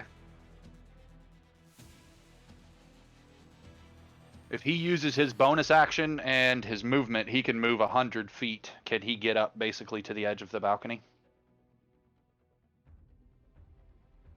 Okay, secondly, there was something else discussed, Girk, and I'm not sure if you were here for it. You can roll to hide in plain sight, basically, here. You don't have to duck behind anything and hide. And I can do that anyway because I'm a rogue. At higher levels. At current level, you can't. And in fact, no, you can't. Rangers are the only ones that can do that. They get that at level 8 or 10. Oh, no, that's right. It's the combination of rogue and small. I can use another character to hide. Yeah, you can step behind somebody. Somebody's just got to be bigger than you. Where?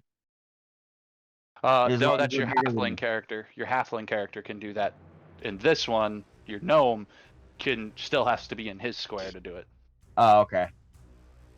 But yes, you just have to have something obscuring you, and in this case, the darkness is obscuring you. However, you don't have dark vision, do you? I do not believe so. So if you fly up there... oh, I do. Dark vision 60 feet. Nice. What were you wrong on, GM?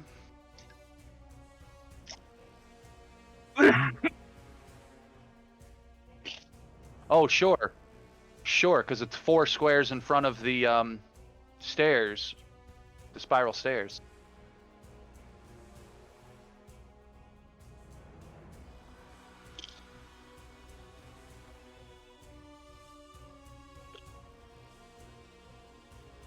Yeah.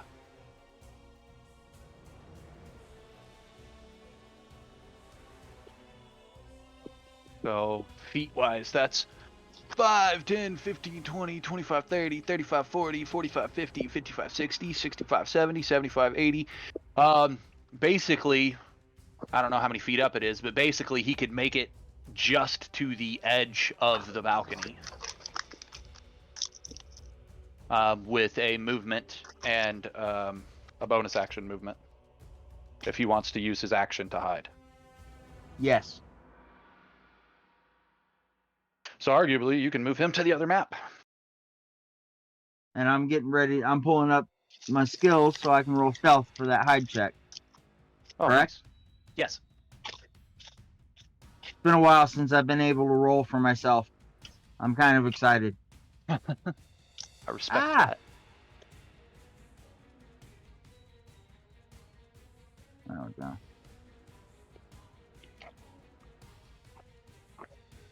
Yeah, I know. And I clicked on a character when I was trying to click for the dice. No, it's fine. It was just funny happenstance. So the map that he just shared with you, what you were looking at, Girk, is the railing of the balcony, and then the long rectangles in the middle is risers, it's bleachers, that are basically pointed towards you. Like they're at their lowest point is the end closest to you. Their highest point is the end closest Like to the stadium organ. seating? Yes, well, it's actually, so if you think about it, from a church perspective, this is where the choir would stand and sing, I think, on those, with the organ behind it, Okay. overlooking the rest of the church, if that makes sense, if you can visualize that. Yes.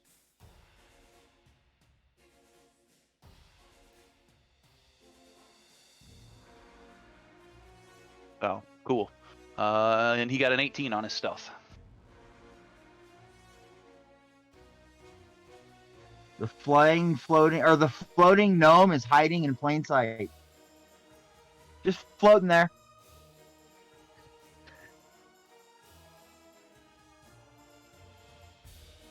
With your Jiminy Cricket umbrella. I picture more the penguin from Batman Returns. I would Yeah. love to allow that, but no, I designed it, remember? I know. It's totally, like, and I intentionally designed it off Jiminy the Cricket.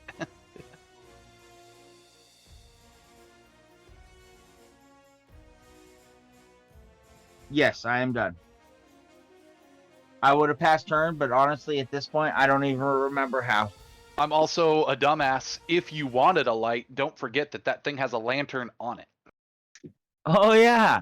I completely forgot in the picture that we drew it. The whole thing was basically a lantern on a cane, and then I attached the umbrella to the bottom side of that. I might use it like a flashbang grenade, but no.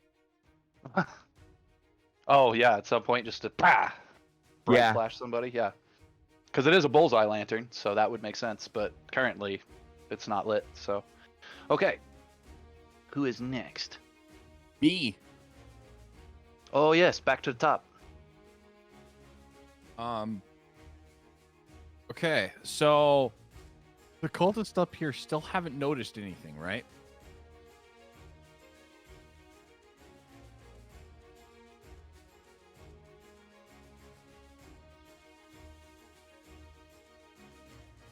They are not, they're wary.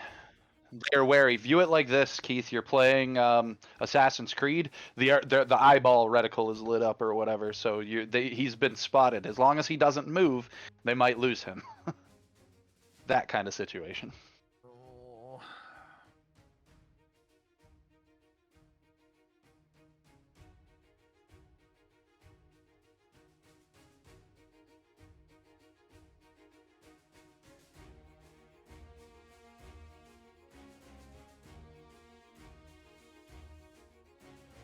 That it's an enemy, yeah. Okay. Come on, guys, quit fooling around. Ain't So- rats. Ain't never rats. Damn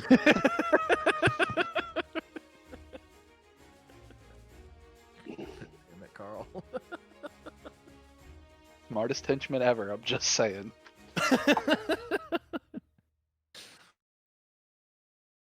Okay. I would like to. Win $1 million. Yes, that. Yes. Uh, You know I'm good at this game. well, that would be nice, yes, but let's see here.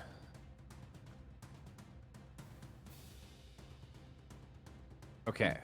Can I stealthily move 1 square east? Yes, for 10 feet of movement just to enter that square. That's perfectly fine. 10, 20. Okay, so I am going to hold an action. And that action is going to be to throw my Warhammer at Cultist 6 if and when things go down up here.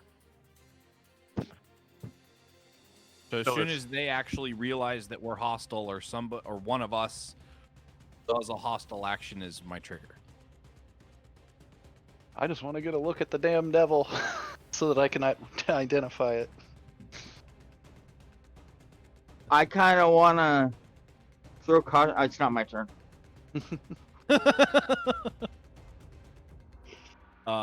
So yeah, I'm gonna move over 5 feet and then hold a throw action on Cultist 6, who's right at my range, to if things trigger off, or if the cultists go hostile, or if one of our guys goes hostile, to throw the Warhammer. And then pass turn. So I can get there in one action, or I can get there next turn. What do you guys think I should do? Well, if it's any consolation, would you like to know what I'm going to do? No, because that would be metagaming for that to affect me. Okay. I'm just trying to decide how fast I need to get there. Well, my vote would be pretty PDQ. My vote would be sometime between now and when everything kicks off. Out Which of I know game, doesn't because count. Jaime left the name of the devil on there, this is another situation that can be solved with roleplay. In game, I've got to get there and be able to identify it to do that. Yes, but I have personal reasons. I'm not necessarily going for combat, but I have personal reasons why I want people around. Okay.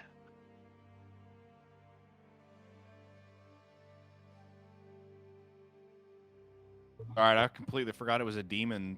I have completely forgot it was a demon every time until somebody has said it's a demon. Yeah, I keep And picturing then I an old forget man. again.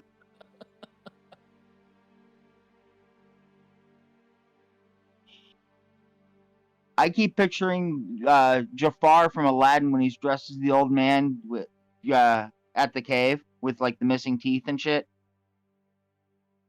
Hmm. That's what I keep picturing. I don't know why. Okay. Well, no, it's Assuming Jaime got my message.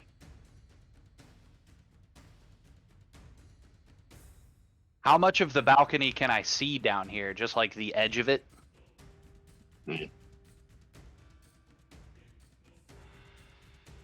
Yeah, no, because I only have my torchlight of my sword, so I only have like 40 foot of vision right now anyways. The only reason I know that balcony is there is because we walked under it to come inside the building.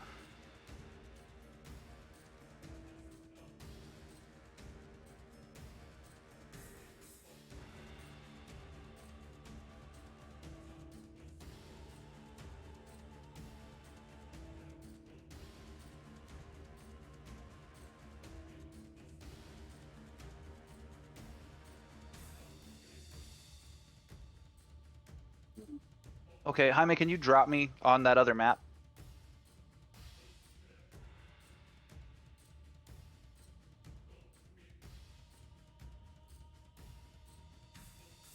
Yeah, I just needed somebody else to kind of say what I was already thinking. Okay. Because I have 500 feet, and I know I can't, like, auto-correct when I get there, I would basically aim for, like, the center of what I know the balcony to be. So, BAMF! The smell of brimstone permeates the, brimstone-filled air. And a cloud of smoke appears in the darkness. And light. Because I obviously have my saber in my hand. And I basically land at the sort of the pulpit where the conductor would be for the choir. And I look up, realize the whole situation in front of me. I can't see anybody outside of my light range. Is there any light up here at all? Like, do the cultists have dark vision? Do they have torches? Like, I guess we didn't ever ask that question.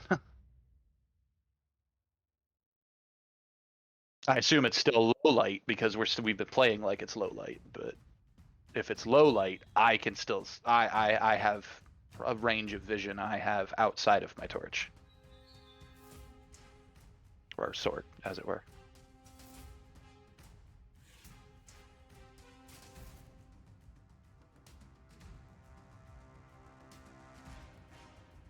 So I see light coming from behind the bleachers, basically.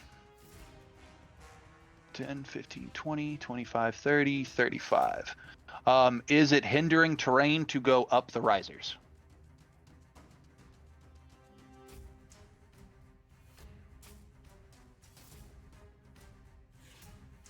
20, 25, 30. I get right there. I assume I can see the devil from there.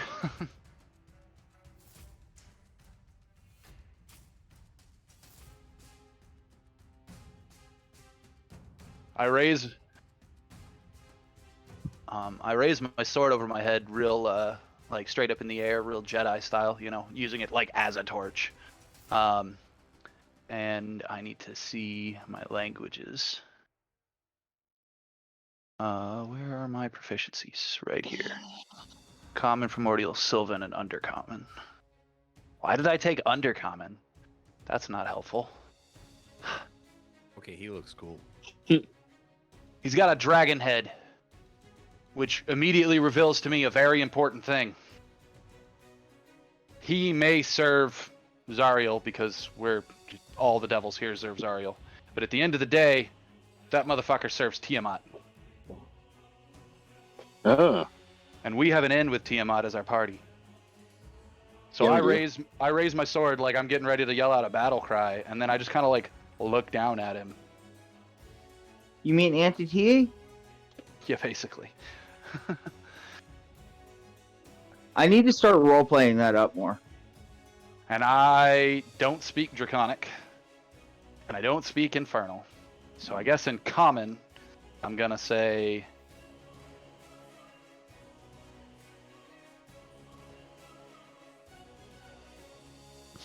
Beast of the Nine Hells.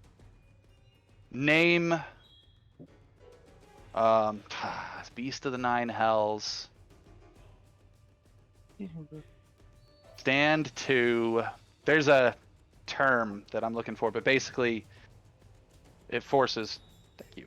It forces a conversation with somebody. It's basically like parlay, but there's a term for it specifically when devils do it to each other, and my brain has now farted what it is, and out of game, and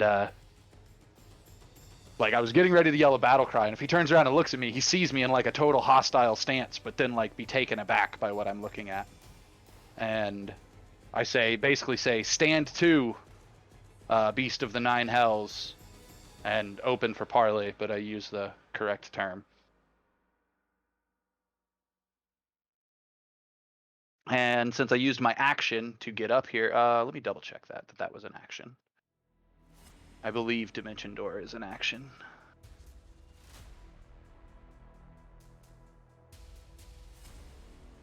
But since it's cast by my coat. Where is it? Oh, Cape of the Mountebank. Dimension Door is an action. Yes, it is an action. Okay, yeah. So I'm not even rolling persuasion. I'm basically getting his attention, and all eyes are on me now. And I pass turn. Yes, sir.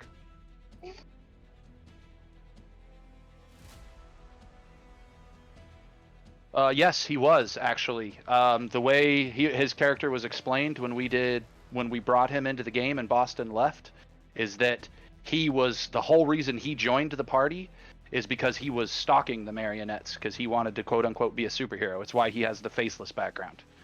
These are the heroes he was following. So it was already discussed several sessions ago that he knew what happened on the island.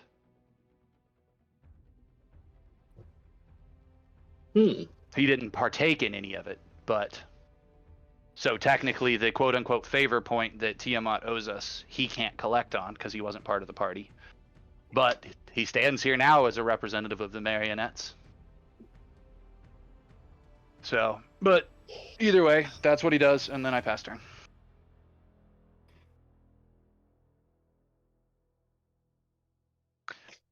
So, Gilly,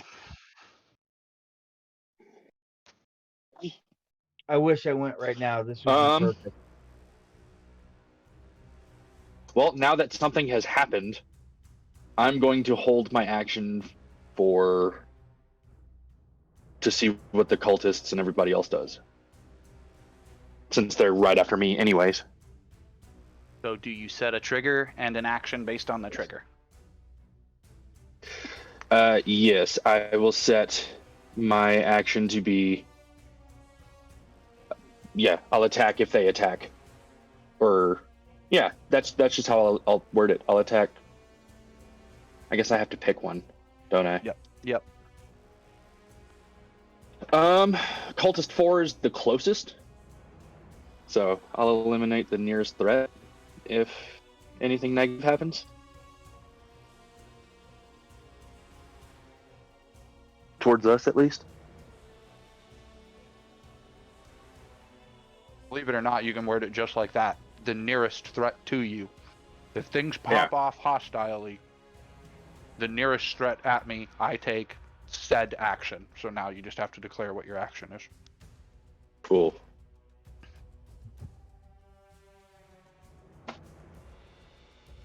And I'll leave my turn at that.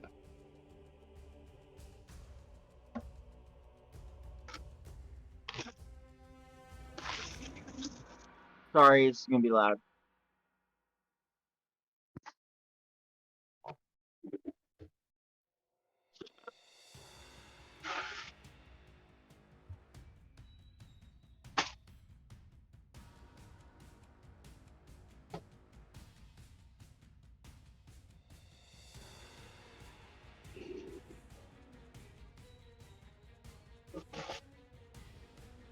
And depending on how things pop off, Jaime, I'll be using my action next turn to identify the creature anyways, because even though I know it's a devil and my character researched devils when we were in Candlekeep and all, it's not every time we've encountered specific devils I've rolled. So I'll be doing that next turn. I just couldn't do it this turn. Because...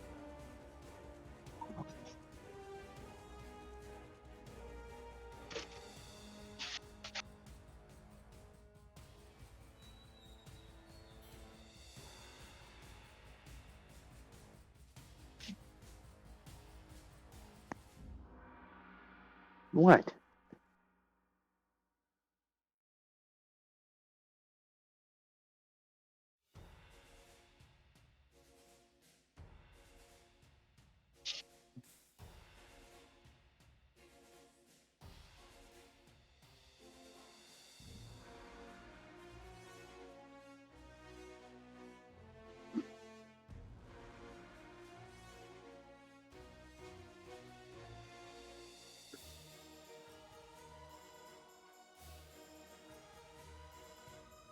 No.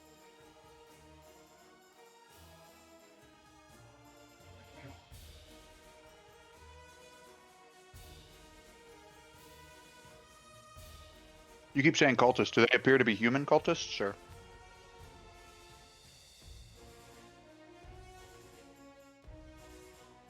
Do they look as feral as the ones we fought downstairs, or do these seem... Yeah.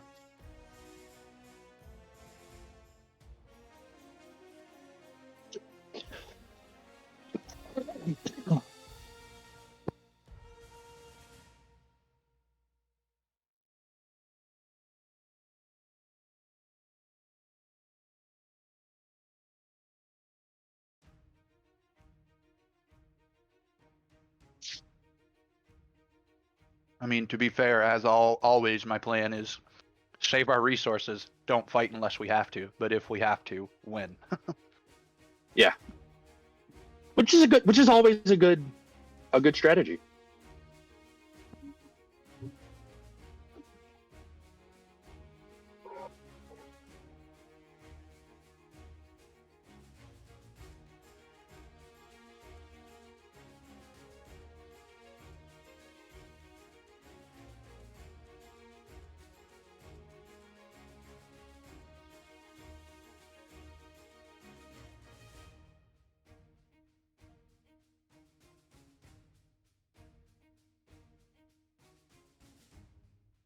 then Gilman would use his reaction.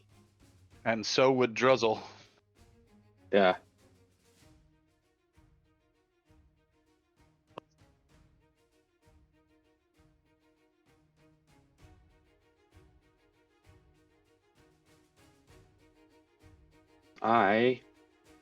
It's up to me to do this part.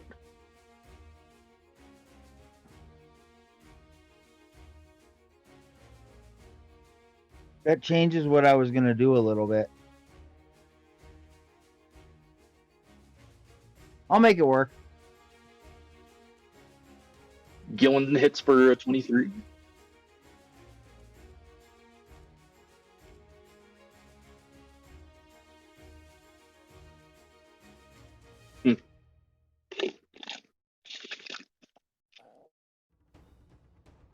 Yep. Cool.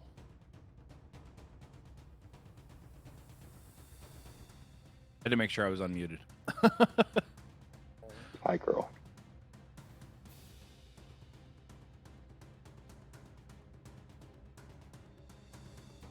Wow. Wait, I dropped that first one on my character sheet. Also, how did you drop 2? I didn't. I dropped, that first one I dropped on my character sheet because I thought I was muted. And normally when I do that, it doesn't roll. So that second one didn't actually happen.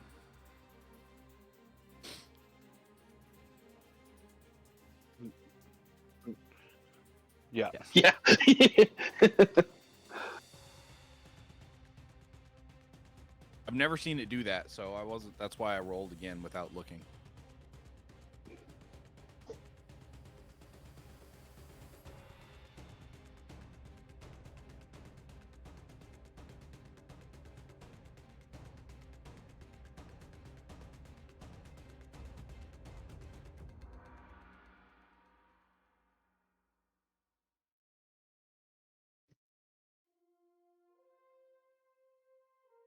As a soliloquy, I let out an audible sigh to the hammer flying through the air, and probably the screams of the cultists as they were both impacted.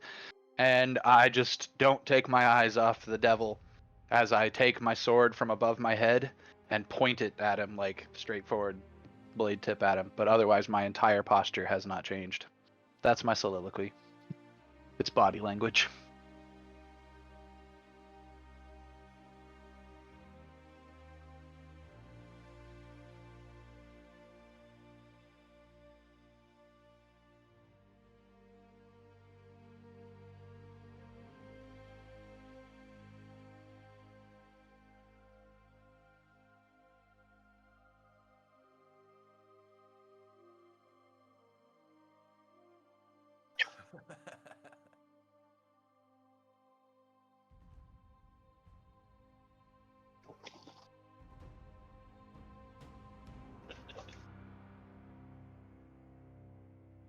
Oh.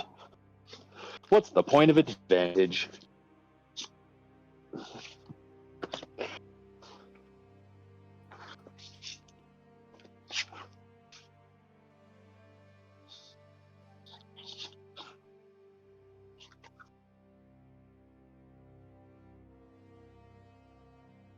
Yep.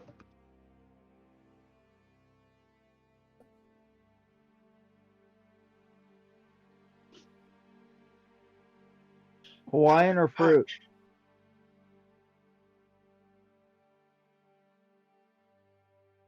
Nice.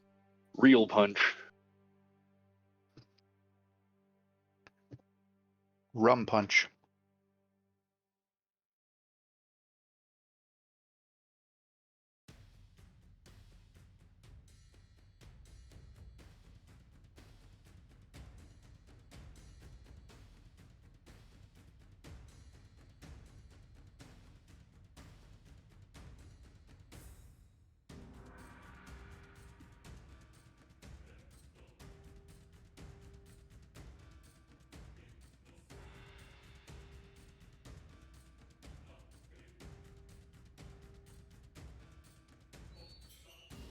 Which my familiar relays to me. No. He doesn't. The familiar only relays it to me if we're within 100 feet.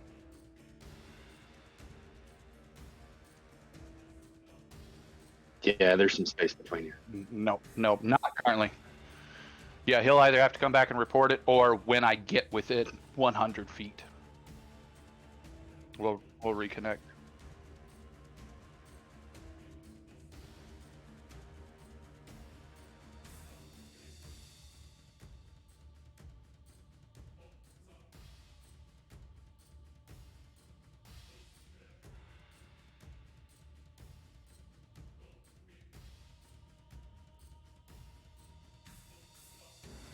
Oh. Nice.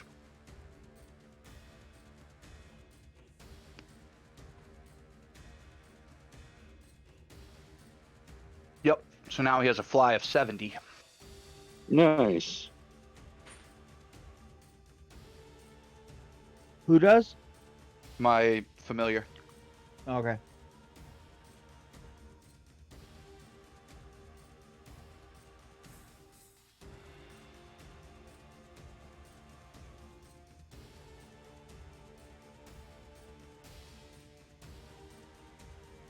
Mm-hmm.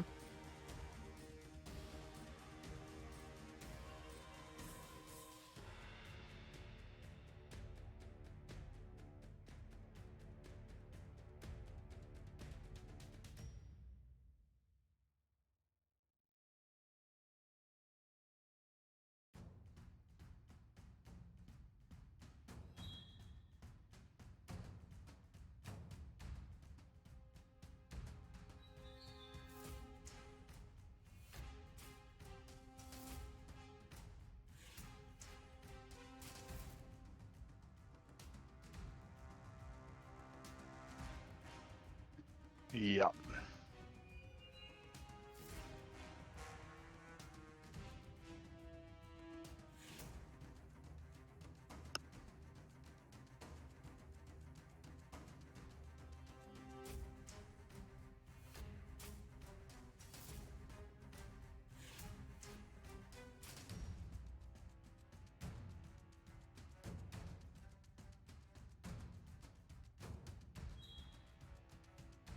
I don't know if I can respond or not. I technically already used my soliloquy.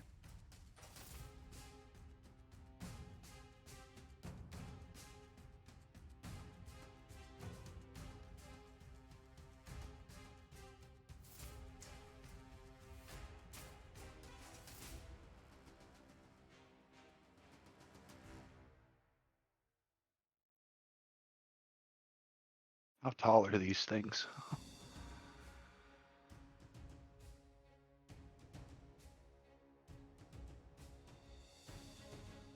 No, I meant how tall is the creature?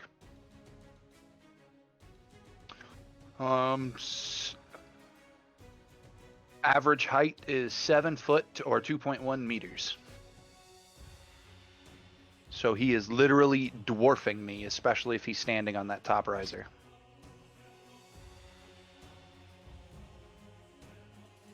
Stab him in the kneecap.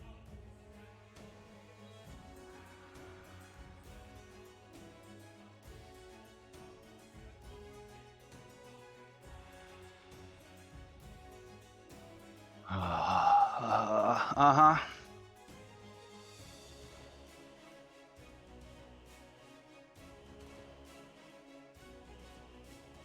Meh.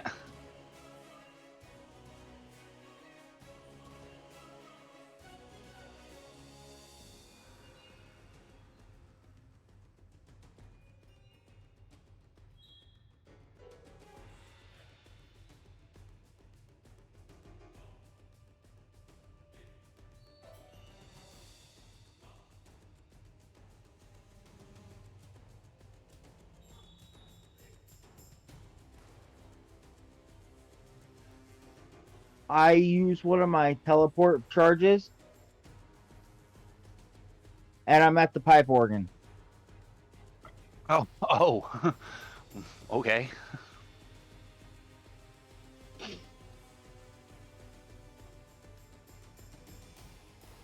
And I'm playing a jaunty battle music.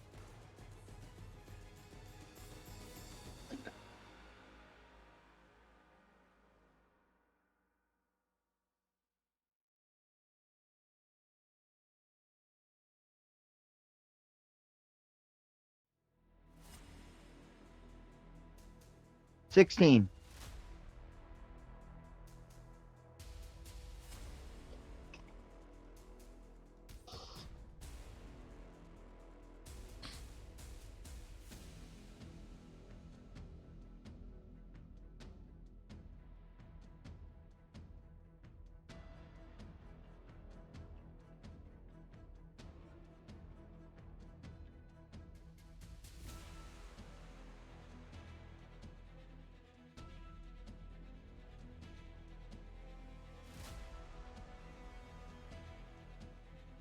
So it's a D8 bardic inspiration, effectively. Nice. Nice. Nice.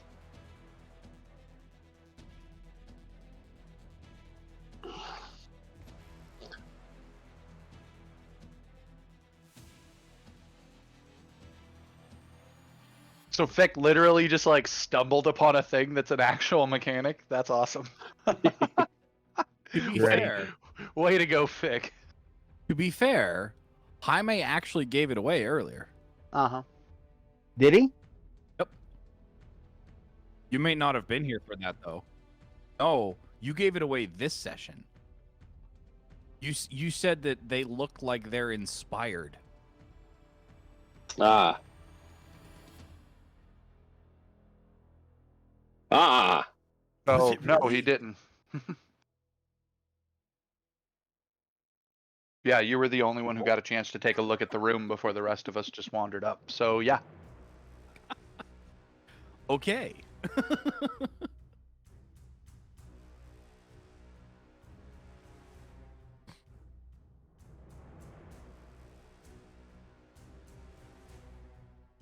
Awesome. Yeah, that was a solid I- discovery, buddy.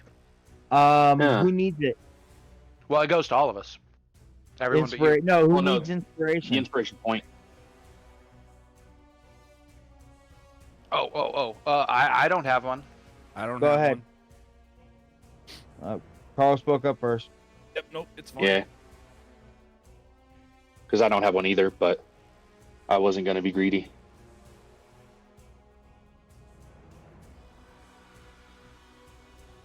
Bonus action. I'm done. No, I'm playing the organ.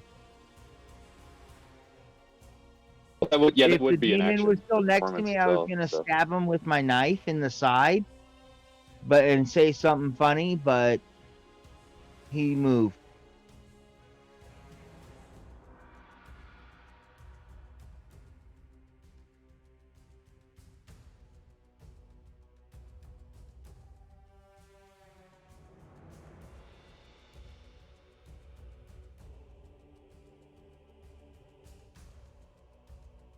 Ah.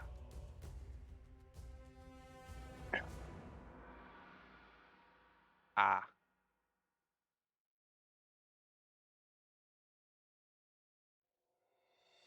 Yep.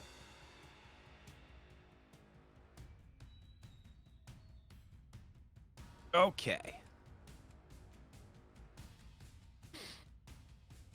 Well, I'm going to use a whole bunch of movement to step out from underneath the bleachers.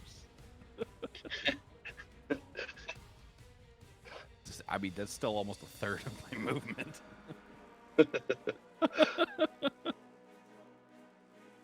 it's right, but it's still difficult terrain, so it's still 10 feet, which is still... He It's only has also- 25 movement. It's also 5 additional from the previous turn still owed into that one. Ah. 10 feet of movement. Yeah, so it's half his movement just to get out from under the thing. And then I'm going to hit the cultist with my hammer. My dueling hammer. You do not. At least it's just a miss.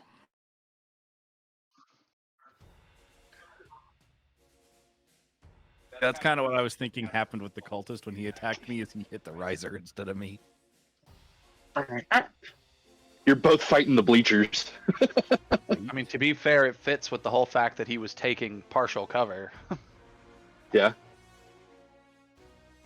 In fact, the attack roll against him should have had like an extra 2 to his defense. I wasn't Well, it was- done. Okay.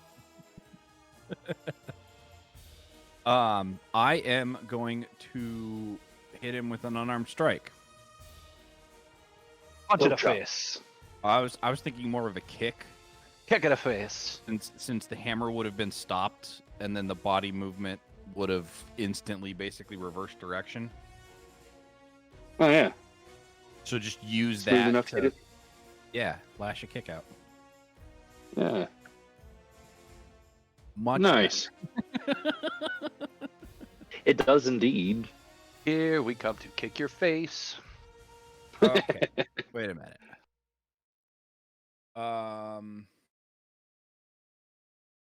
How does Bardic Inspiration work? Can you use it on a damage die?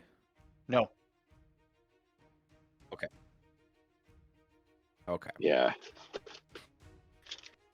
of course. You killed him though. That is true. And then, so I used 15 feet, so I still have 20 feet. How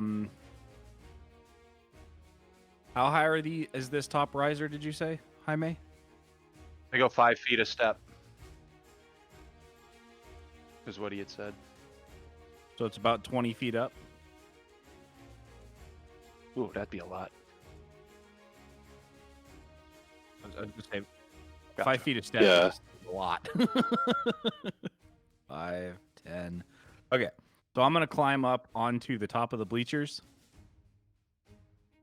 using monk stuff and... Using monk stuff. You got to give us Monk- something better than that, buddy. What monk stuff lets you climb? Do you have a climb speed? Because if not, you got to roll an action to climb.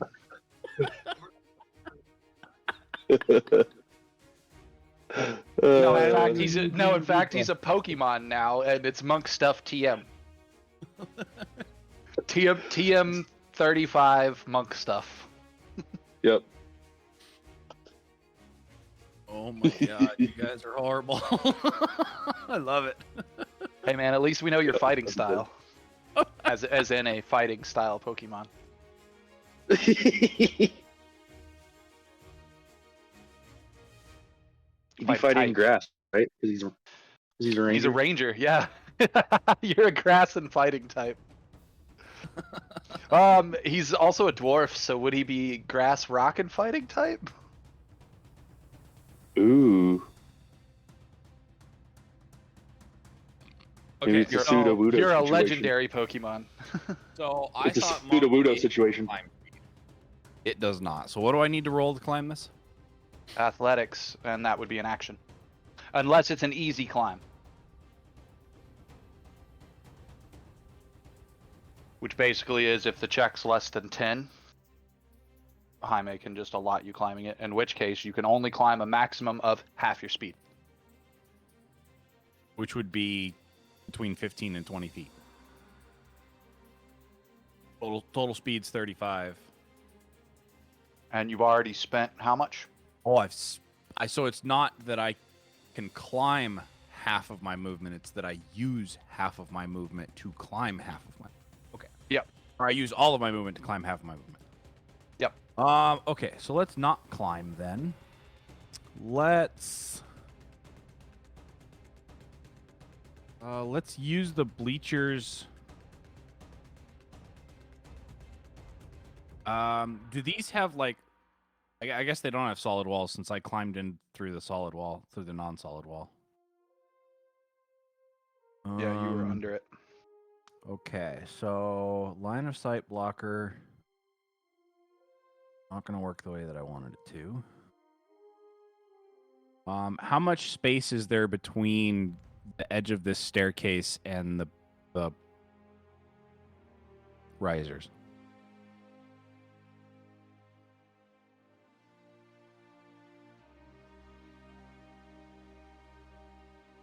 Yeah. Well, so like, could I go through right here? That's what I was trying to get at.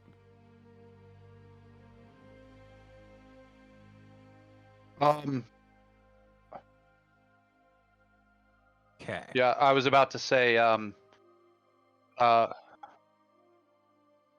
And then you'd be kind of like dipping under the I'm gonna just call them bleachers, under the bleachers. So as a a little bit. medium creature, it would qualify as squeezing, which is the same as hindering terrain, half movement. Right. Or yeah, 5, double move to get 10, through. 15. So I would not be able to get next to Gilwin. Okay. Let's go. Get behind the guy on the ground. But he's not on the ground. No, get behind him on the ground. But it won't do anything. Currently. Hell, take a step back. Who knows? I might knock his ass off the bleacher. All right, let's To do be that. fair, he also has wings, so it doesn't really matter anyways. If he Just wanted so I to, he could be up in the air, and you're Yeah. gonna have to do it with ranged attacks anyways. Just so I can see the guy, I'm gonna move to here using the rest of my movement and in turn.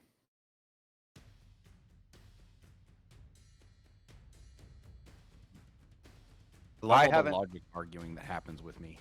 Dude, it happens with all of us. I have not looked around at all. Everything that's going on, like it's happened around me. I did that harsh sigh, changed my body language as it's pointed to him. He comes up. Who are you to attempt to parlay with me? I would say I would introduce myself as the Tallyman. Come to collect on debts and deeds and count the tally of those that and count the tally of the survivors. And then I would say, and we are the Marionettes.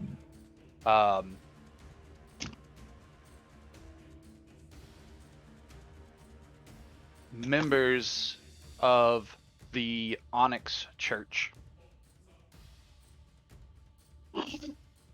And count among our number devotees to the Mother of Dragons. Out of game, I'm not one, but that's irrelevant.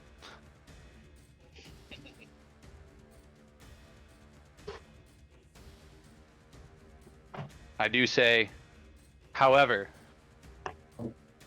it seems your friends and you need a lesson in manners.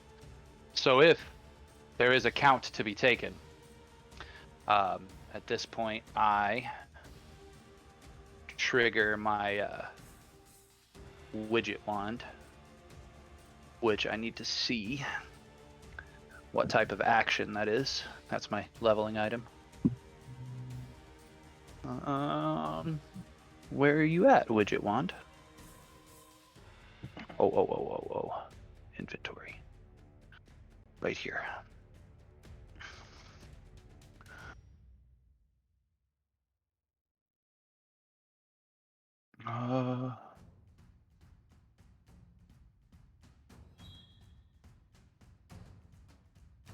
Okay. So now I gotta look up that spell since it's not listed in my shit because I couldn't get that to work.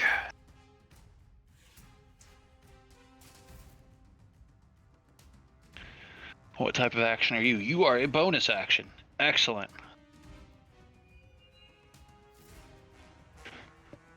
So the tally we count today is manners. In my left hand is my lightsaber. Or I'm sorry, in my right hand is my lightsaber. In my left hand, the widget wand is pointed down, which is my sonic screwdriver looking thing. And as a bonus action, I trigger Shadow Blade. And I upcast the fuck out of it. So marking off my charges. Which makes it cast as a 5th level spell. Turning it into a 4d8 psychic damage simple melee weapon with the throne property. In addition, when you use the sword to attack a target in dim light or darkness, you make the attack roll with advantage.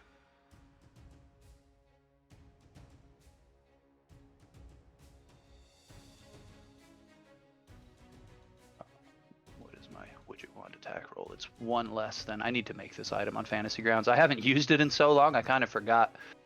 So it's 1 less than my Sunblade. My Sunblade's a 9, so this is a +8 to hit. With advantage.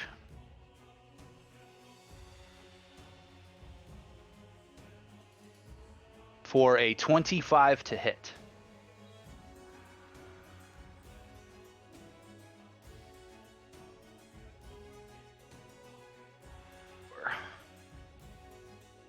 Four D8. That's 12 plus my intelligence modifier. That was a lousy roll, Carl. That was a really I know. lousy roll. For 16 damage. 16, 17, 18, 19 damage because Genie Wrath. And how many psychic points do I have? I have 6. I have 2 psionic points left. Psychic. Psychic, and then 3 points of its lightning. I am going to go ahead and spend a psionic energy dice and a favored foe point to do another d6, d4, plus 4 to make up for that lousy roll. So it was 12, 13, 14, 15, 16, 17, 18, 19, 20, 21. That didn't roll. 25. So 29 damage, and 26 of it is psychic, 3 of it is lightning.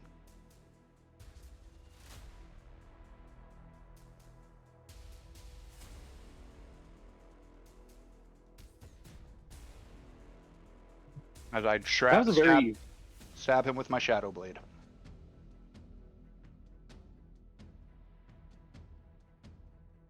And I say to him, "Do you yield?" Oh, I was about to pass turn as I say, "Do you yield?" Oh no, what is Vicious Reprisal? that doesn't. A free bite attack? He's got a legendary action. Okay.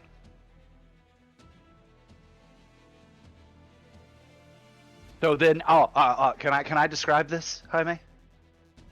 Okay, so my sword is, I'm rejiggering it a little bit. My lightsaber was in my left hand actually, so that my widget wand is in my right hand, my main hand.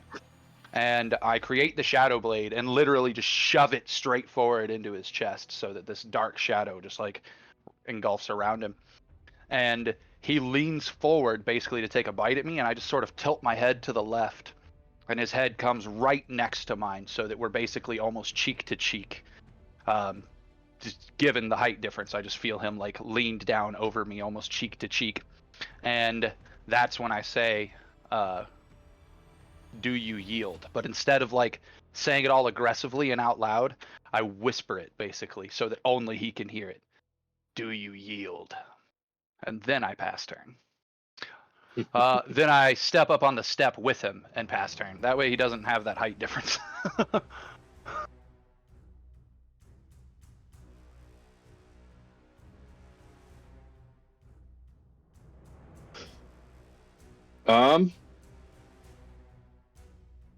This one continued to be hostile after I attacked him.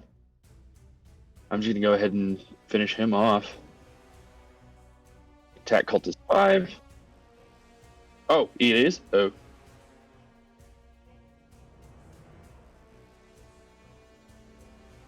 Oh, that's right. That's right.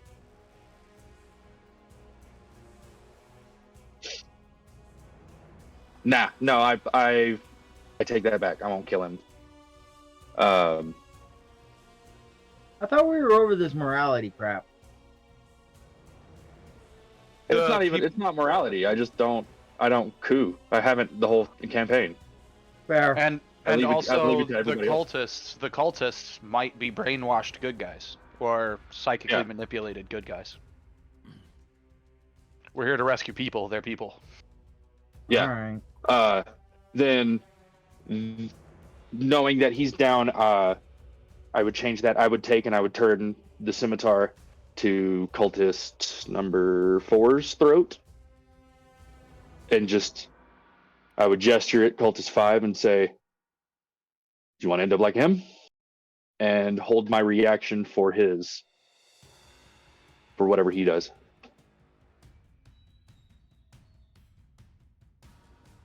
Yeah, if a hostile action. If he's hostile, I'll attack. But if he decides to back down, I'll leave him alone. And then my dogs are all but begging me to go outside. Can you wait just a few more minutes?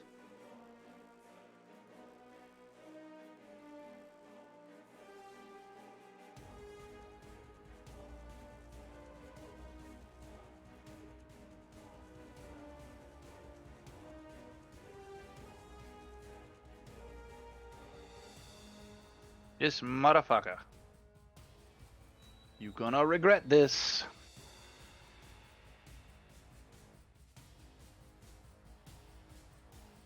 Oof. I Barbary vibes. Rebibes it. Go rebarb it.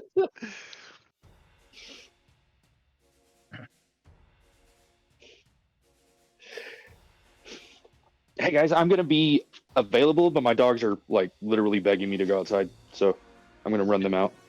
Okay.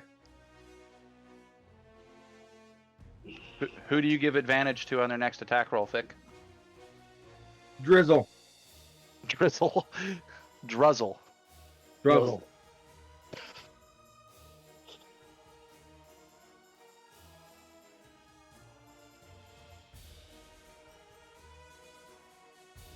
Yes.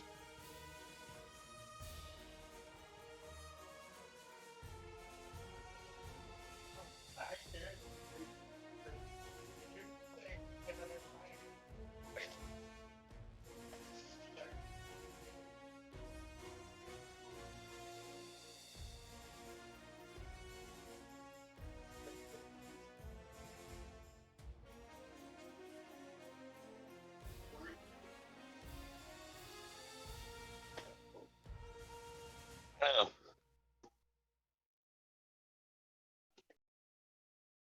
Yeah.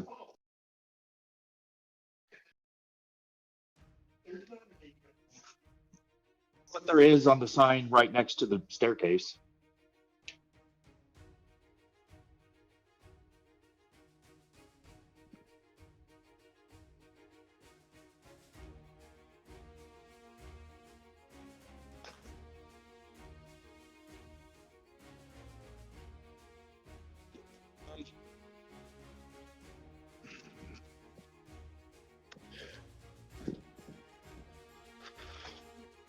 No.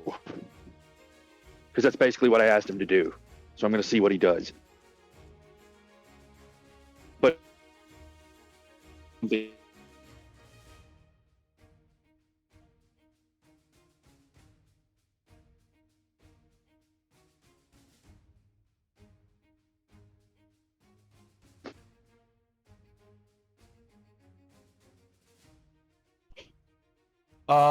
you hear me? That is a hit. Yes, we can now. That's Okay. a hit, Jaime. Yeah, I'm dual wielding right now, which means I don't have my shield on, which means that my armor class is actually 17. Where is my shield? If I go here and do that, all right, my armor class is accurate now. But yeah, so that actually would Sorry be a about that. hit.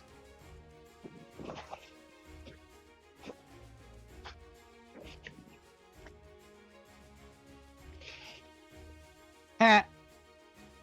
Yeah, I just go ahead and take that.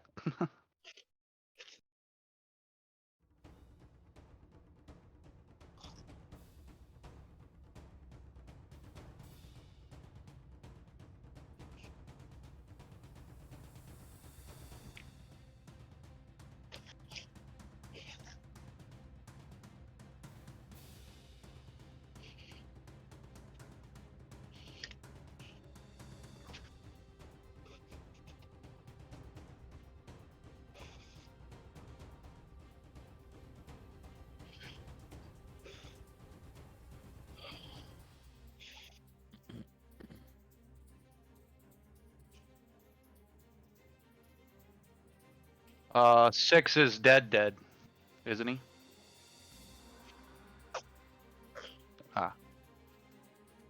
Yeah, I only punched him. Yeah, I just thought that the last punch that hit him popped up again and said that he was dead. Damage 4 to cultist 6. Damage exceeds points by 2. Status dead.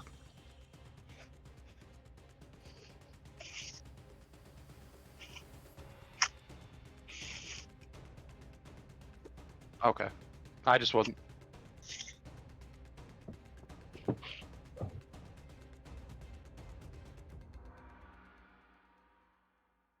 Okay.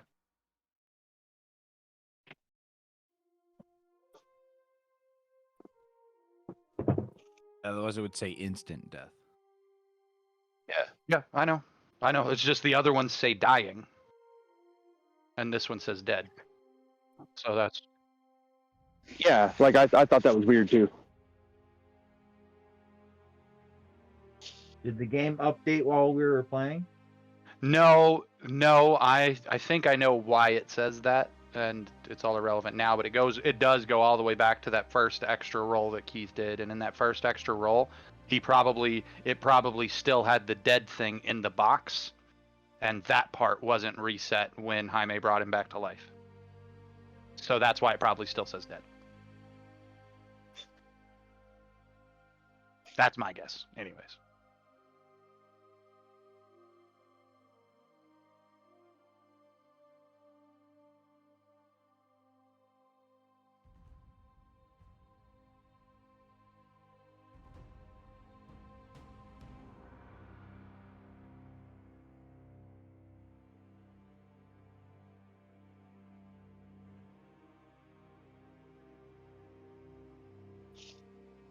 I'm a little disappointed you guys aren't using the bardic inspiration I'm giving you. I haven't needed it I yet. haven't needed it.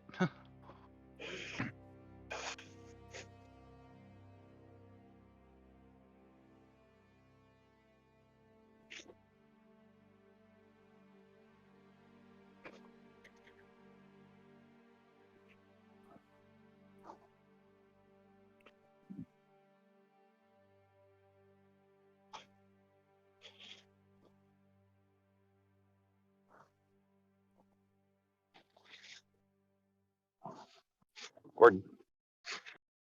Gordon.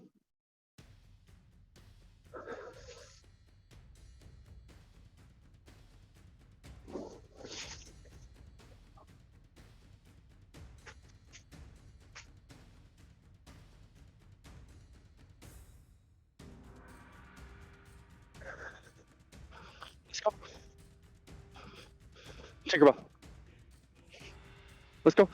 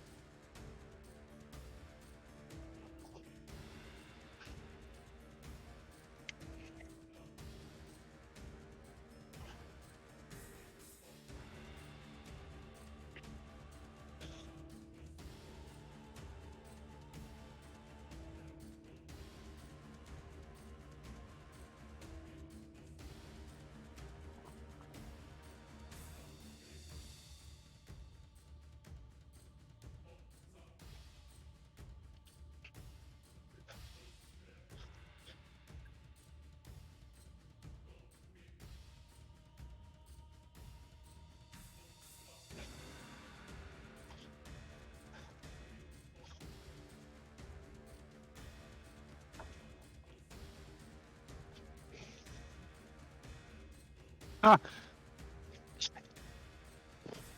Well, that guy's done. This way.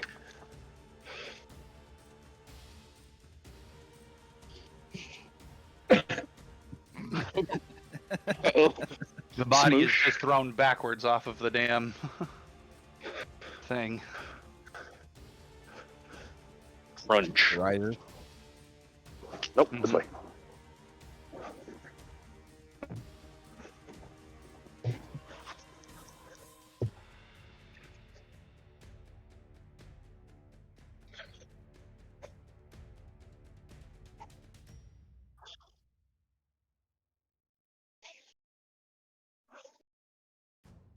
snatches him like a rag doll.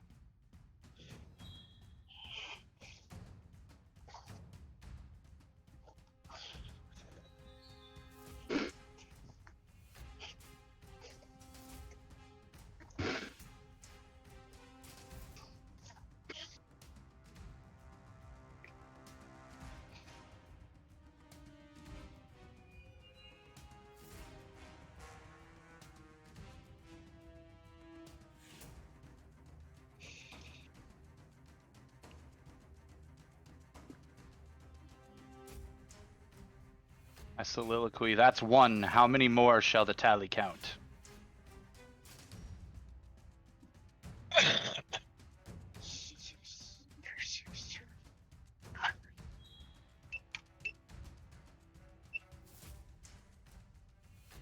Wouldn't cultist be dead, not unconscious?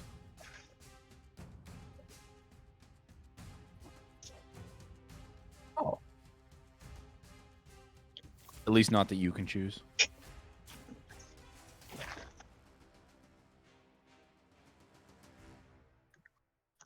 Right. Telling you, the game's rigged.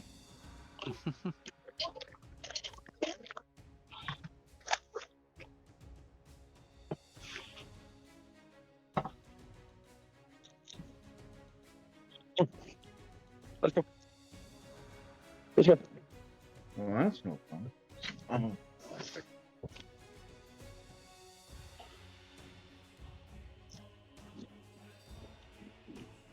Magic everywhere. Oh, what? Oh. Oh. Come here, then. Come on.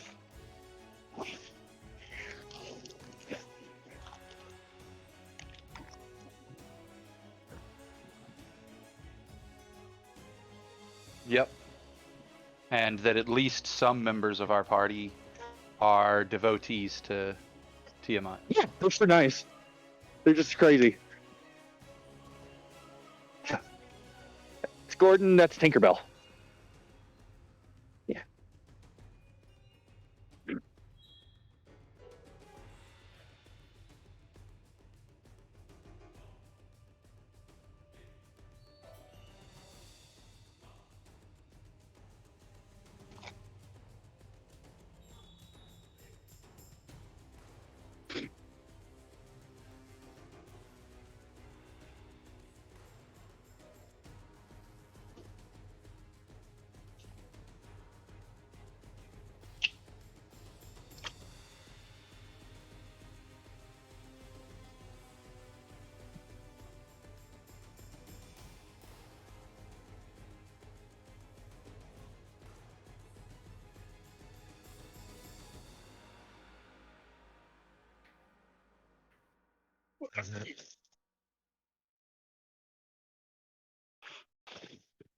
What's that do?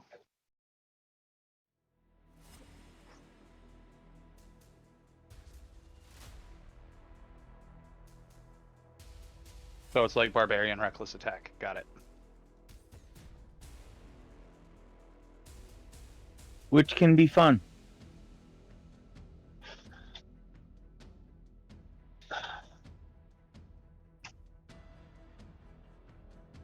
I cast you. No, I don't cast shield. That would be pointless at this point because that would still hit me.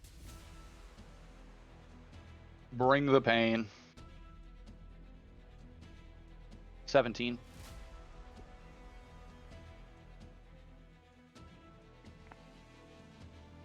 Wow.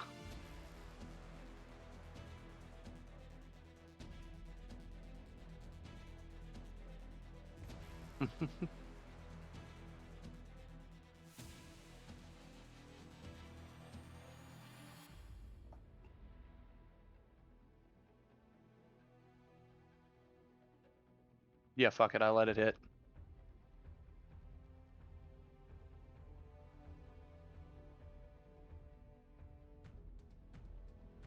Youch, I took 19 damage that turn. Turnabout's fair play.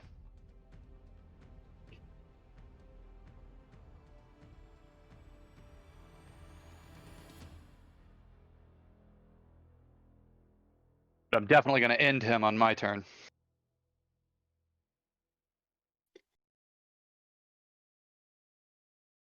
Do I have to continue playing the organ for them to get their bonus? Awesome. Who needs the most pain?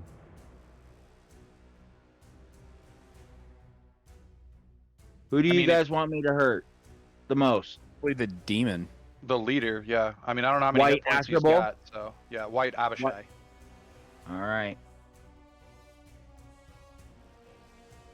Hey, look who's got advantage. You already would have had it, but I know, but I'm giving it to you. I already have it. Do you? Yeah, so all attacks against this guy have advantage, but then also I'm using my Shadow Blade, and because we're in dim light, low light, it has advantage on all attack rolls.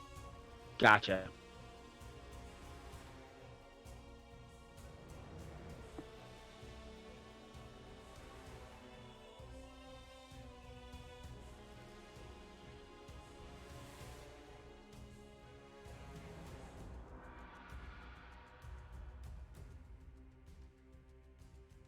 There you go.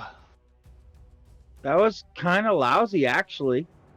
Yeah, but Yeah. you nailed 2 6s in that out of 4 dice. That's not bad. That's true. Yeah.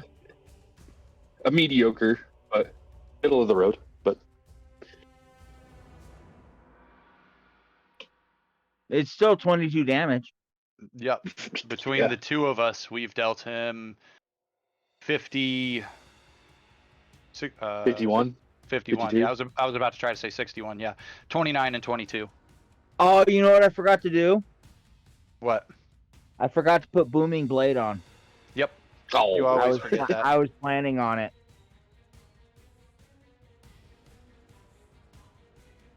It's not. Can we say I did? You'd have to re-roll it. So is it worth re-rolling it to get that extra D8 damage? Yes. Okay, you might roll less. I still get it with advantage. No, I'll be fine. I mean, you might roll less damage. Like 22 is, like I said, not a bad roll.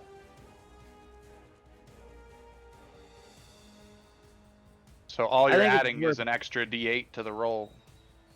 I think it's worth it. Okay. No, it's a D10 if they move. If they move, yes, but it's also a bonus D8 currently because you're over level 5. Oh, Yeah. that I didn't know. Yeah, that's why I told you always Booming Blade. Actually, because you're over level 5, I was about to say it might be 2d8, but I'm not positive on that. I'm gonna look it up because if it's 2d8, I'm definitely doing it.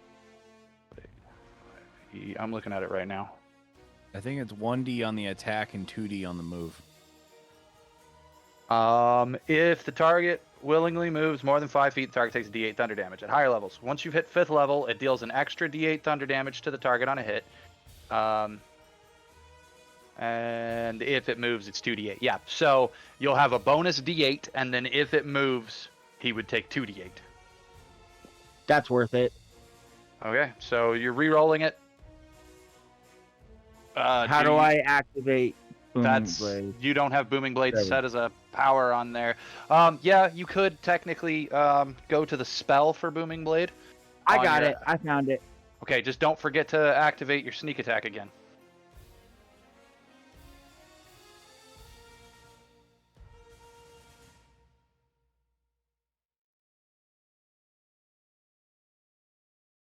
Drop this just in the dice tray, though, not on the creature. Why? Because Jaime's already got to remove that 22. You don't want to accidentally put the 22 and whatever you're about to roll on it. Jaime, So- please remove the 22 first because I want to see if it keeps track of the Booming Blade for the movement. It probably won't.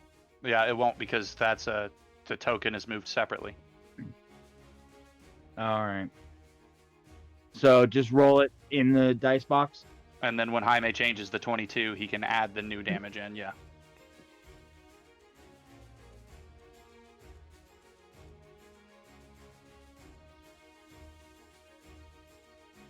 One more dice, net you 6 more damage.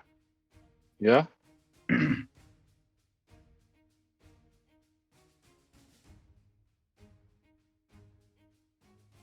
Next level, I get to add a psychic damage dice to that. Nice. Oh yeah, because you're doing your bard stuff. Yep.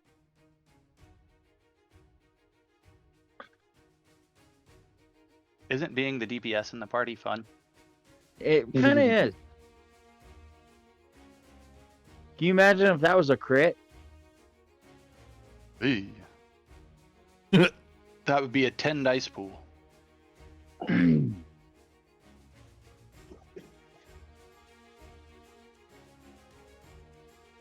Yes.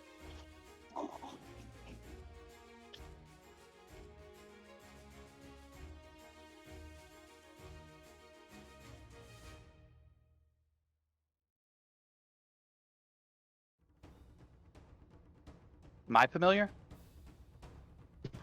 No, it wouldn't come all the way up here. It would only come within the 100-foot range to relay. It's like a drone. If it goes too far out of range, it just seeks its closest frequency range and hovers. Yeah, basically.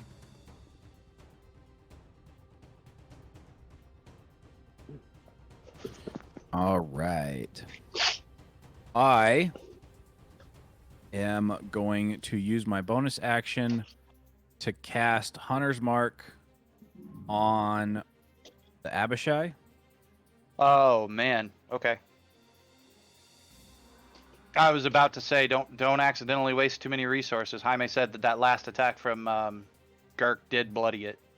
I know, but this is a packed magic slot anyway. Fair enough. I haven't even burned my 3 main spell level 1 spell slots yet. Okay. And then, because he attacked recklessly, I get to throw my hammer at him with advantage. Bong. Much. 25. Yes. And this should automatically add that D6 in. Yep. 17. Wish. Hey, look, I didn't need the D6. All right. And then, so that was action, bonus action. I'm going to move down to be right next to Cultist 3. And then pass turn. So hammer swings through the guy. He drops in front of me after saying, your strings have been cut. And I look at him and I say, no, friend, it is unfortunate for you, for I have no strings on me.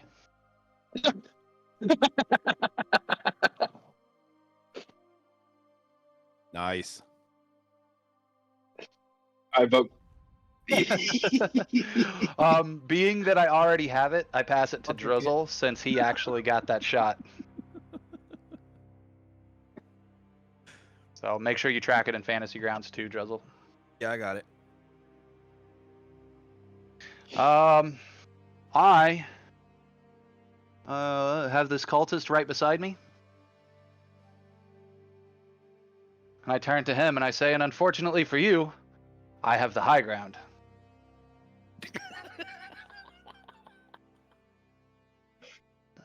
Advantage. If you don't fuck him up, I am. Two different Disney movies in the same turn. 26 to hit him.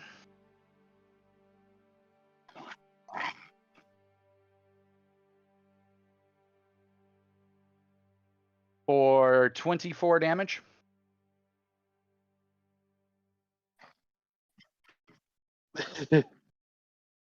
He fucking deserves it. I showed him mercy and he went and attacked somebody else. Like, Who's still conscious? I am. So Cultist 2 and Cultist 3. Cultist 2 and Cultist 3. And yeah. 5 and 6 are dying, and the Abishai is also dying. I bonus action to get there. I action surge to chuck my saber at cultist 2. Oh, wait, that's with advantage. For a crit. Nice. So that is actually 8d8 plus. Yeah. Good God. Which I apparently can't set 8 in here. Should be able to. How? Because when I right click on it, 6, 7, 8. Apparently, if you keep right clicking, it adds more dice to it. Yes. For Jesus. 38 damage. Cheesy cracker, Batman.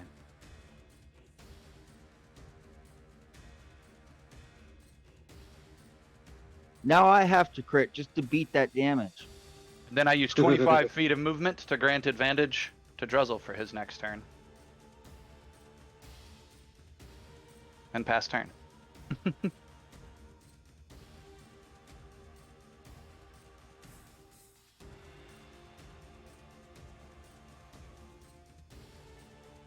Yeah, I can see the sword's actually still embedded in his chest as he went flying through the air. Which is fine, because as a bonus action, I can summon it back to my hand. That's the joy of a Shadow Blade. So even though it dropped below the balcony. Into a perpetual fall down the up escalator. And I was wrong about that, by the way. That wasn't 38 damage. That was 39, 40, 41 damage. And then the other guy also, it was 3 higher on as well, because I keep forgetting to factor in that Genie Wrath, which is just 3 lightning damage on any attack I make. Are we considering the risers difficult terrain? You're not. Not above them. 5, 10, 15, 30, 35.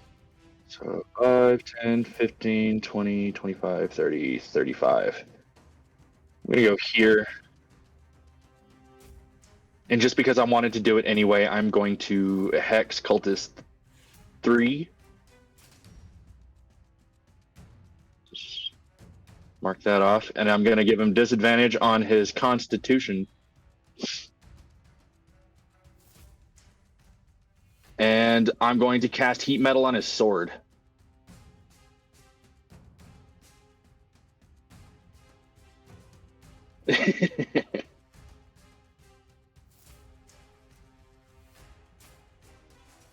Okay, let me pull it up so I can read it.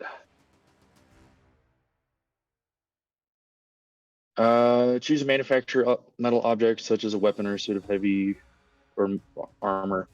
You cause the object to glow red hot. Any creature in a physical contact with the object takes 2d8 fire damage when you cast the spell.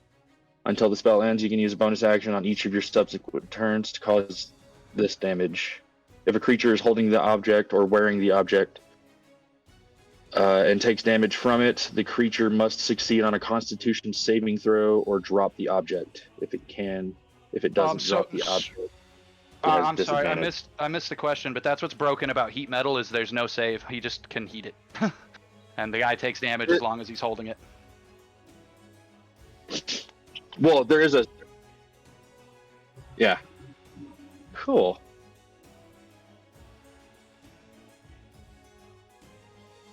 Wait, can I just... I want to The secret to heat metal is casting it on armor. Because it takes 10 minutes to take off armor.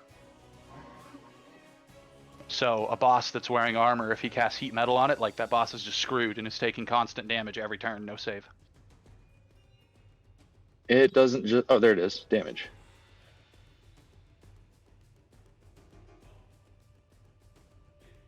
Five.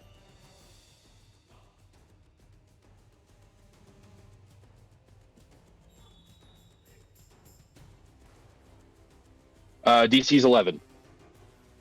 So he dropped his weapon.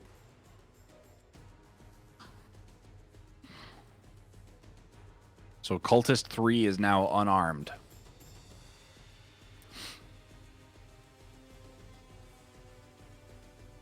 I guess we'll see what the cultists, Cirque and Fick do.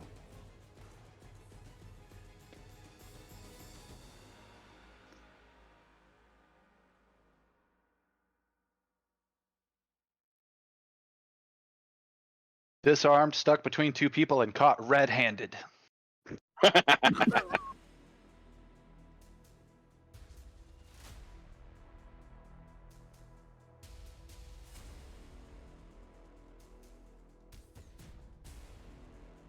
With advantage, right?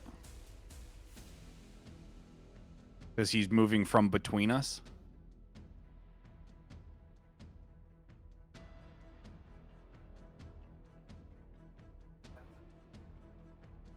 I'm gonna trip him. As dang it!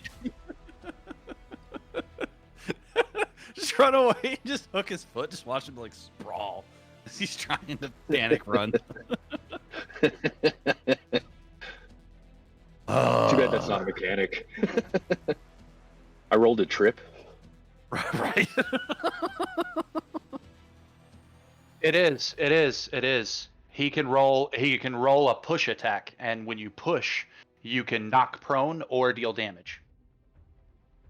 When you roll for trip, I throw a bunch of small pieces of paper in your face.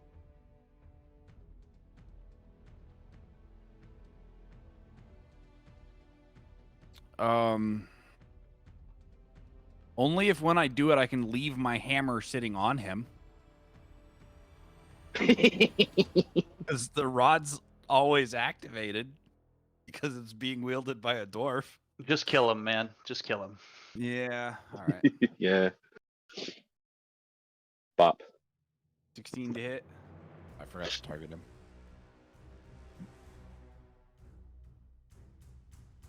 Jaime, 16 to hit.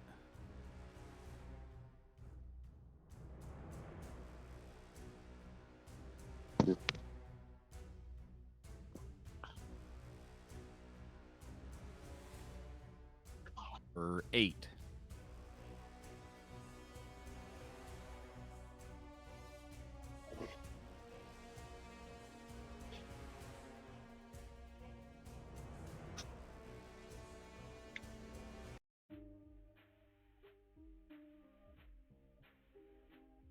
I take no moral high ground.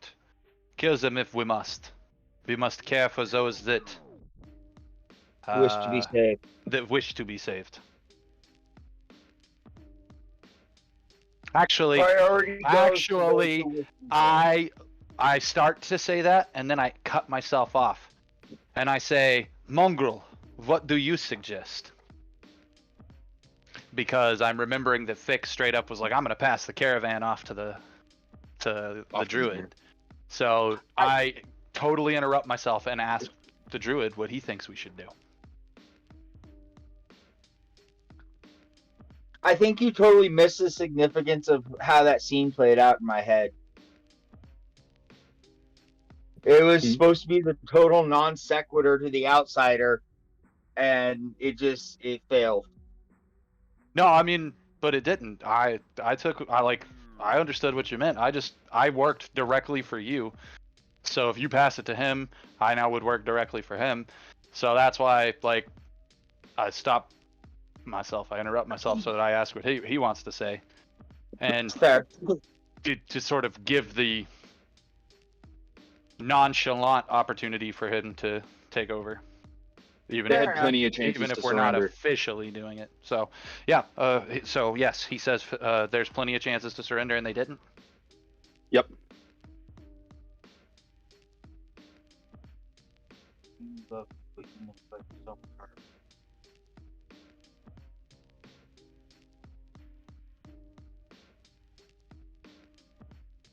Yeah.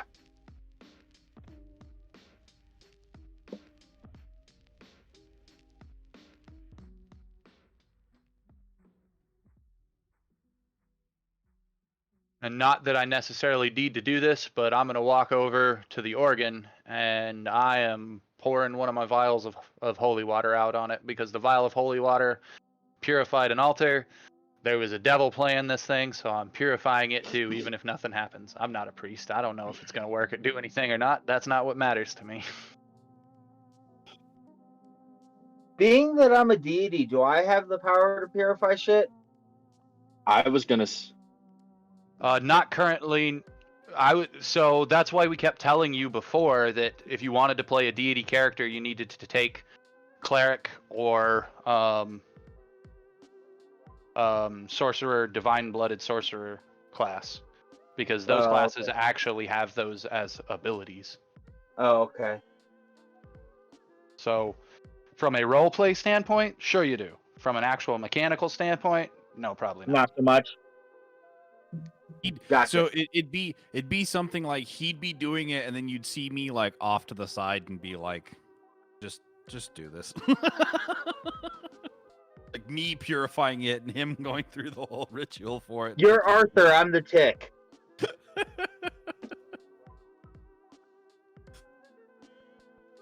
I could totally see. At this point, we don't even know if the organ was not purified. My character doesn't care and isn't risking it. This thing was Right. being used in evil hands, and we knew that the holy water could cleanse the thing, so I'm cleansing it.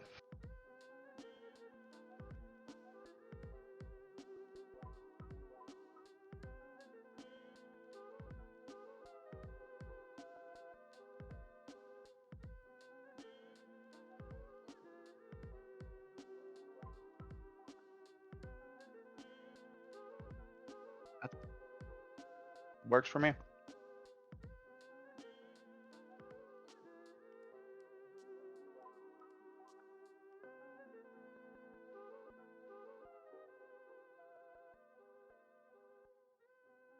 Hey, Carl, I got a question out of game Okay. that has nothing to do with the game. How long does weed store? All but indefinitely. All right. It all depends on how you're storing it, but all but indefinitely. Because they're $35 an ounce right now. Yeah, it's Wow. Yeah, yeah, holy it's a crap. Christmas special going on. I'm jealous because it's $40 an eighth here. Ugh. Well, but the next state over. Yeah, well, an hour and a half drive away, yeah. Yeah, I have enough. I can go get another ounce, but I'm not gonna have a place to smoke it till we move. Well, we So can talk about that. We can talk about that Yeah. after. With the gaming stuff, keys are cleansed. I feel happy. Originally, when we walked in here, Jaime, you said I heard 4 different groupings. Have we dealt with all 4 different groupings? Then I turn to the group and say, or I turn to Fick and then look at the group and then look at Gilwin and say, we found a survivor who gave us access to the crypt where the other survivors are hiding. Gave us access to the area where the other survivors are hiding. I would not say exactly where it is, just in case there are ears in the walls listening. But I would say that does it there. At this point, I assume my familiar is within 100 feet. Does it relay the information to me?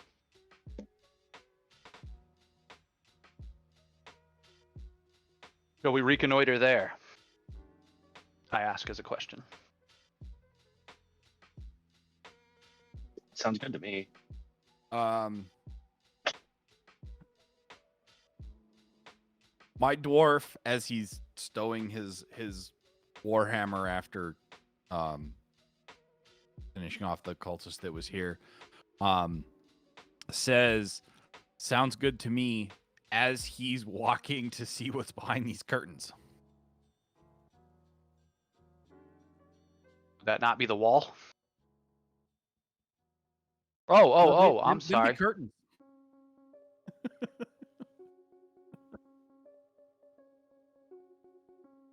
I didn't realize those were curtains. I just assumed that was maybe tapestries. Tapestries? You have no tapestries, and if you are Scottish Lord, I am Mickey Mouse. How dare you, sir? How dare he?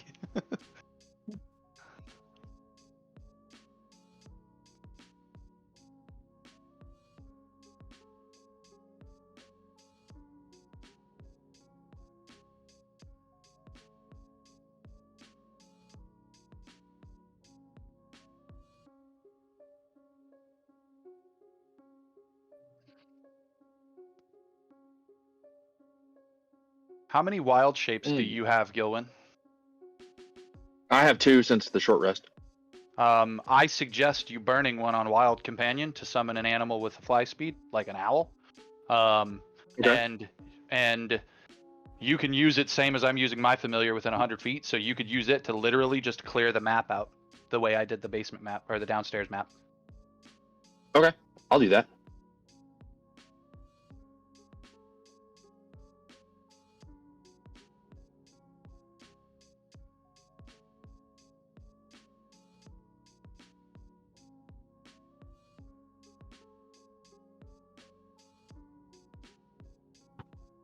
Ah.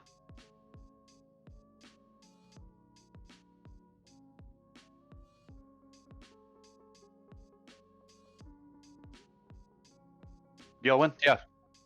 Yep, 100 foot. It's yeah, It it's works. the same as It's fine familiar. familiar, except it's an animal companion. But it says it straight up. Cast it as fine familiar, except that it only lasts for an hour, as opposed to a familiar which just lasts. I think it should last as long as a wild shape lasts. That would only make sense, but Well, you can think, and then there's the way the rules are written. An hour. eh, Isn't it? I was about to say, I Well, think a lot- wild shape's only an hour anyways, isn't it? no, wild shape is. I think it's like half of my druid level. Yeah, but the wild companion reads the same way. Is that 'Cause a you get it door? at level 2. It reads it as half of your druid level. Yeah, but wild companion doesn't read as half your Yeah. druid level. It reads as casting does. fine familiar, and it lasts for an hour. It does. It does. It says when you Oh, cast what? the spell in this way, the familiar is a fey instead of a beast, and the familiar disappears after a number of hours equal to half your druid level. Oh shit! So Oh Yeah, shit! because Eben Frayed you just used it. To get Maybe the- I've just never it's seen a book. druid higher than level 2 use it, so that's still only an hour at level 2. yeah, It was a really loud Okay. whistle. We all heard it. right. Yeah. There is, as the owl returns, Gilwin speaks up and says, "There's somebody. There's somebody lying in front of a pair of doors. In the. I think we should go check on him." And he immediately starts walking that direction. It's going to take a while.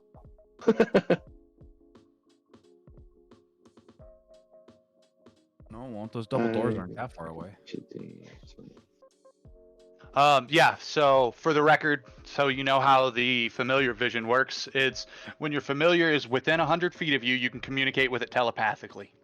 Additionally, Right. as an action, you can see through their eyes and hear what it hears until the start of your next turn, gaining the benefits of any special senses it has.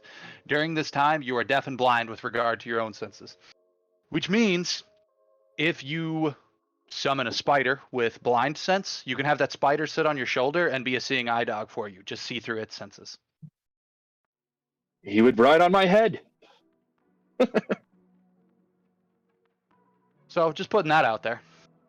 I didn't even think about that, but there's your loophole to ever needing the ability to see anything. Yeah.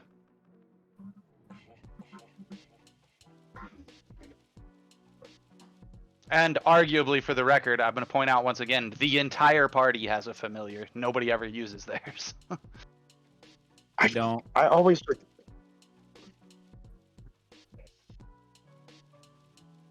So, all right. Rowan, or I'm not Rowan, Druzzl and Gilwin suddenly bodies in front of the door. Oh, sorry, Jaime, I didn't read that right. The man is actually in the north tower. I didn't read his whisper correctly. So I would have actually headed north instead of south.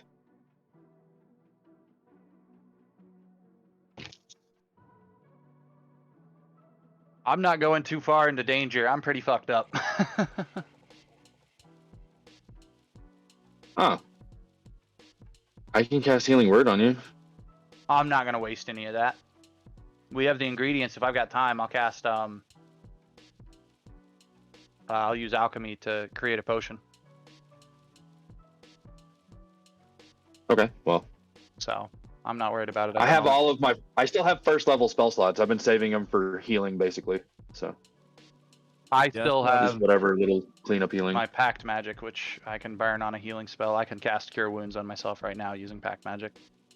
I was gonna say, Okay. I still have a pact magic, and I've been saving my actual spell one or first level spell slots for like emergency healing and stuff. Mhm. So Jaime,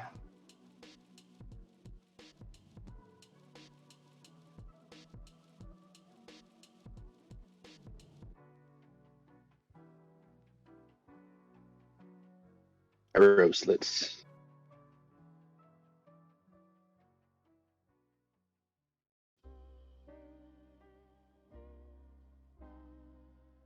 oh no.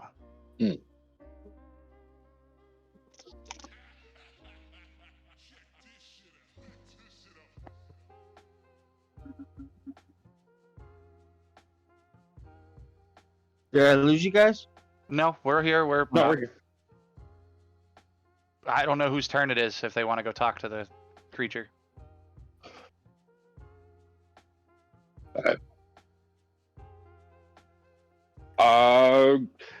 Gillen let everybody know, so I feel like he was already on the mission.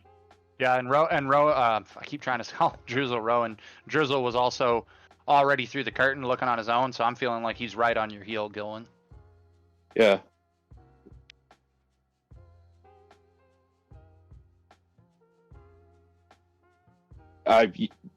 My phone broke up in the middle of your sentence. You do you. So what do you do? You do. I'm going to. I mean, I'm not afraid. I'm going to approach him. And is he? He was in the fetal position. Does he seem unconscious? No, he's muttering. Oh, muttering.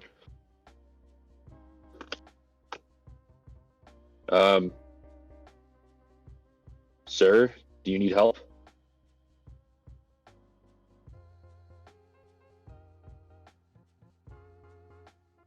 Uh-huh.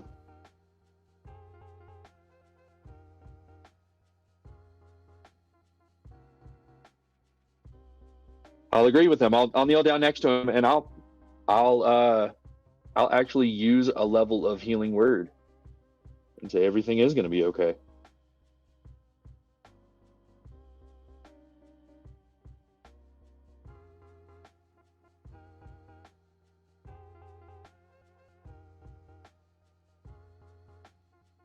He's looking at an elf Hard. in a mask. Remember that, Gillen.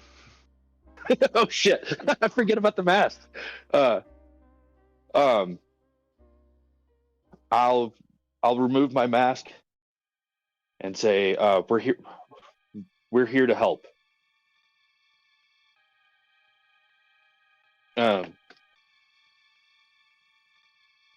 Shit, I don't know what else to say. Do you still cast the healing word at range on him as you're approaching? Yeah. How does he react to being awash with healing energy, Jaime?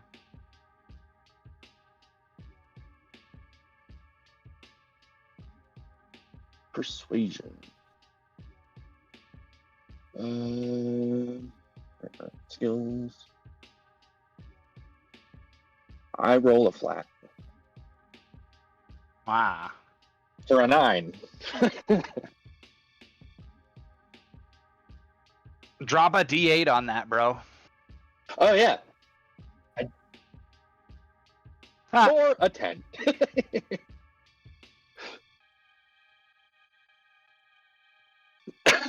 Wow. Oh, cool. Perfect. What'd you roll? A 9 and a outside. 1. Oh, Yeah. nice. Yeah. Talk about squeaking by the skin of your teeth.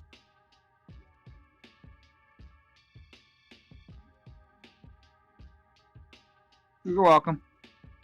At this point, I see Fick wandering in the room behind him and Druzzl and going, "You're welcome." Druzzl, how are you reacting to all this, bud, while he's healing the guy?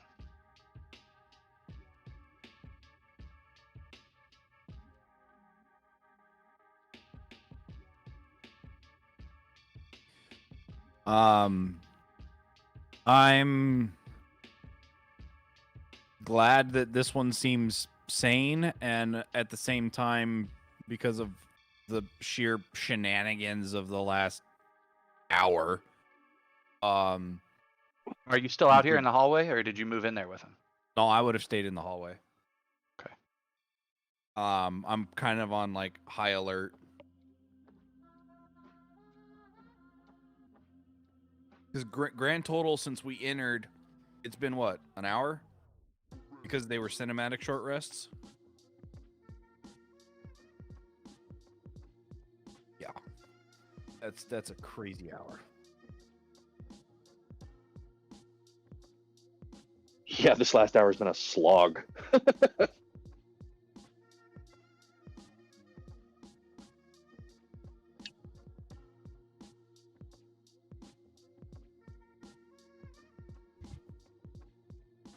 Hey, I'm still holding back. I stick by Druzzl. What's Cirque doing?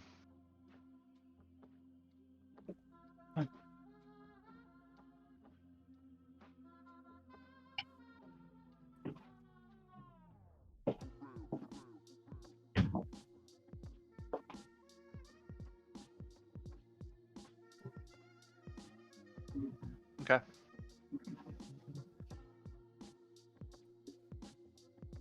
Hell, I'll go ahead and use the time to summon up my unseen servant. Because I would have summoned him on the ground like I had said, but the moment I used my dimension door, I would have gone out of range of him, which would have uncast him. So I pull him back up.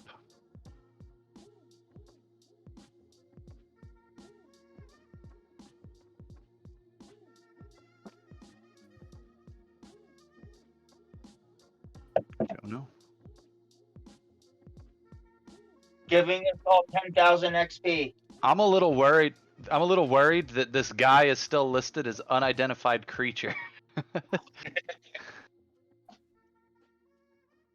Not gonna lie. That's metagaming, Carl. Oh, I know. You don't need to know his name is Steven. Hey, just because his name is Steven doesn't mean he can't just be an unidentified creature. I am gonna cast Detect Magic, though. Just in general. We all start glowing a buzz. Well, obviously we're glowing a buzz. Is he glowing a buzz? Is and the organ's glowing a buzz? Is anything else in the area glowing a buzz? Buzzy, buzzy.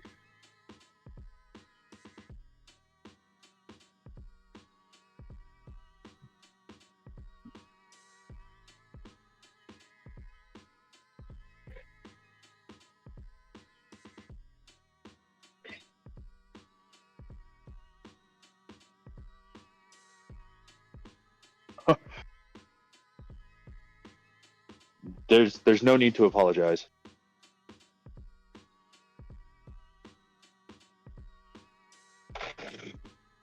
There's no need to apologize. We are actually on a mission finding survivors throughout the city.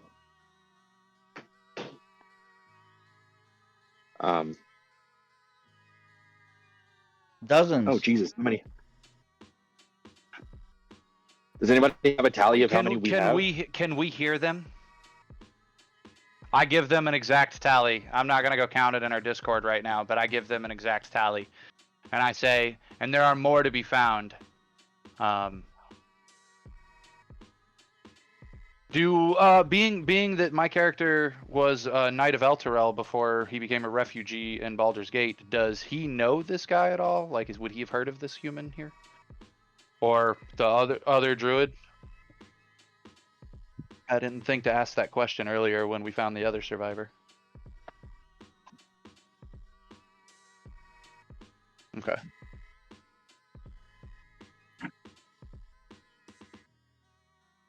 Okay. Gotcha. Gotcha.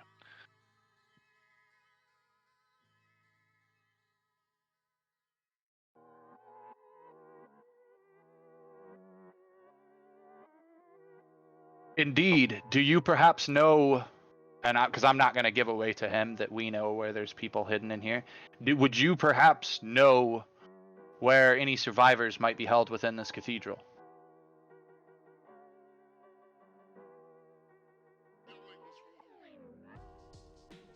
What's his passive insight, just out of question? Because I totally was like, if it's in any way good, he knows I was lying about knowing where they were.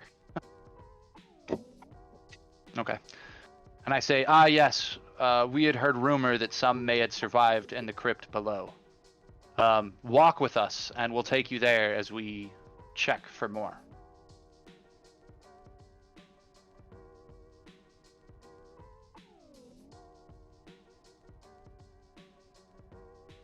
At this point, I let out a sharp whistle, like two-finger whistle, for my snake to come flying up here. And I write down on a piece of paper some instructions, which I give to him, and I send him. You said a small creature cannot squeeze through the arrow slits. Can a tiny creature? My snake goes out the window to our caravan carrying the note, which is basically get your butts in here. Can't So we're pick. establishing it. Wait. Don't I have that spell? Don't I have enlarge? Or is that this character?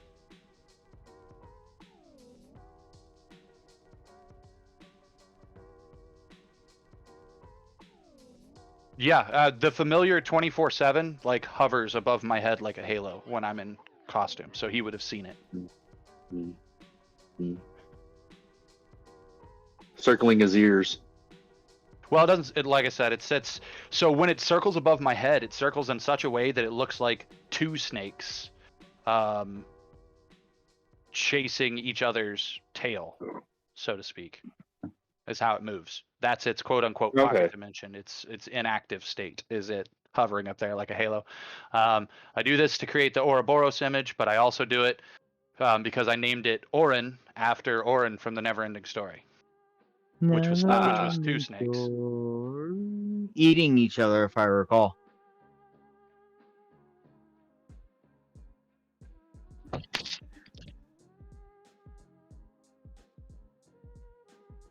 So.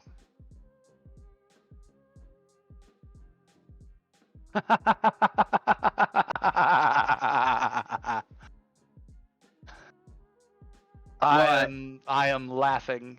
I am laughing. I am laughing. Druzzl, with me, sir. And I come down here and pop this door open. Okay, I'll go with you. I'll go. Yeah, why not? So I'm laughing literally as I'm walking down the hall, and I'm like, come here. Especially if he was laughing, I would definitely follow. I give you the over-exaggerated, quizzical, what the fuck look. No words.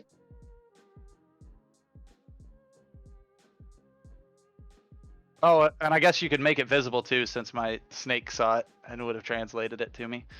But Oh. so the big token outside, guys, is the Vrock, the one that gave us the sword and shield. And the little token is the Maragon demon, the one that we sent away as a messenger. The one that like we could actually convinced to leave us alone and go away. And when the door opens, we see that the Vrock has captured him and has him tied up.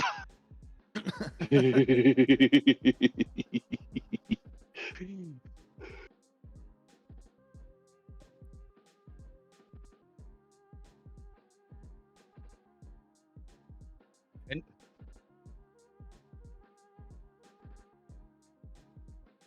yes, Very well, good. He did exactly as we told him. Yep. Yes, he did. Can I ask you a question? What was the Vrock's name? Did he give us a name? I do not have it written down in front of me. Does anybody? I don't. I'm terrible at taking notes. Dang it. Jaime, what was his name?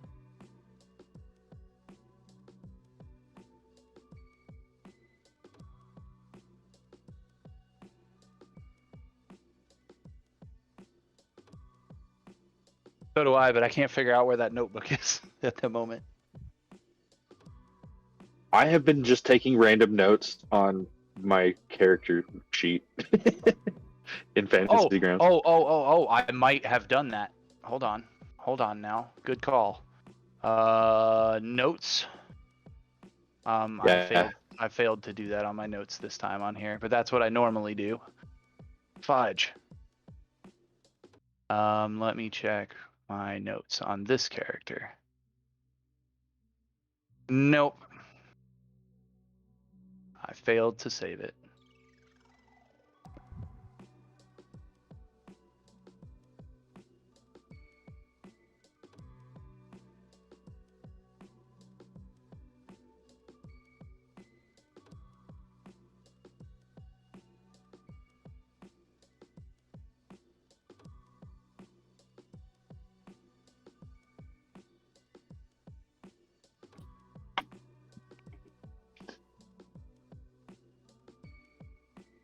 I do remember us joking that he would give us his full name, but we would call him kind of like with toots, like you don't want to know what we went through to get the full name, so to speak. I do remember us making that joke, but I don't remember what name we gave him for short. Call him Ryan. I was gonna call him Zaz, like TZAZ. Like Tasmanian Devil. Yeah, but Zuzu. like Zuzu. Remember I Zazu. called him ugly. Pazu. Beetlejuice. Screw it. His name's Zazu for the moment, just so we can roll ahead. And I go, Zazu, do you mind if I ask a question? Is there a reason he still lives? Like, and I asked that nonchalantly, like, is there a reason you in particular didn't kill him? Why you tied him up?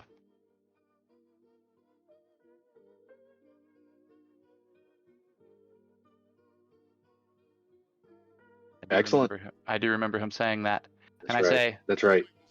I look at the poor tied up devil and I say,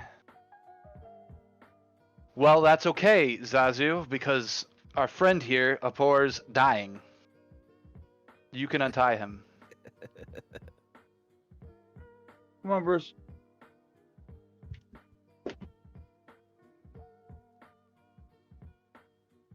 While he's doing that, I say to the Maragon, I say, addendum for sparing you yet again. This cathedral is off limits.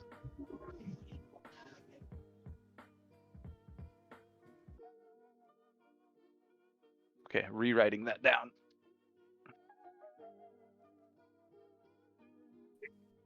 Yep. Or Grinner. Grinner, yeah. That's not ringing a bell, but me and my memory issues.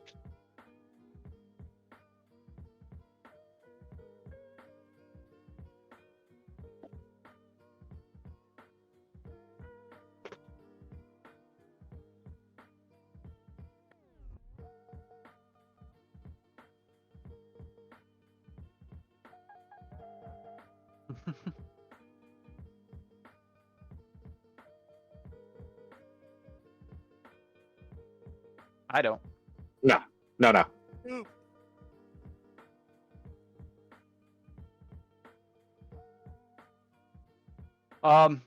As he's running past, though, I do say, and by the way, I not only tally the living, but I also, and I spout a number, because I had been keeping track, and I'm not currently anymore, but the character would have been. And I tell him the number of the amount of devils and allies of devils that we've killed and ended. And say those two. Basically, to make sure he knows that that needs to be included in the message.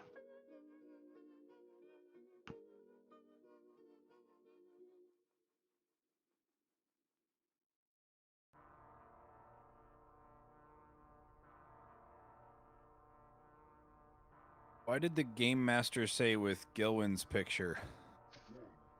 Oh, I accidentally, like, I tried to highlight that to copy it, like, just not thinking, and it just, like, picked it up and, like, dropped it.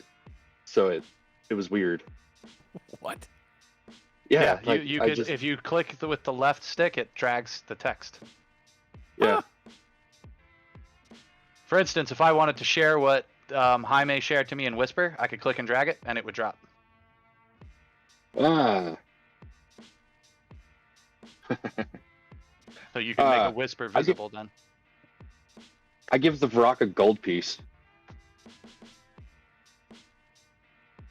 That's my shtick. No, you steal the gold. Oh no, you reverse pickpocket gold. I'm just giving him a gold piece for his troubles.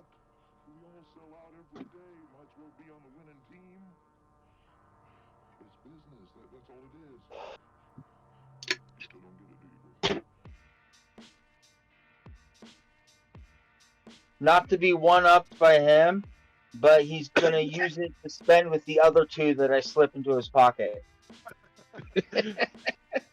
I really see Fick being offended, actually, and being like, did you just... Screw this. Stealth check. Boop.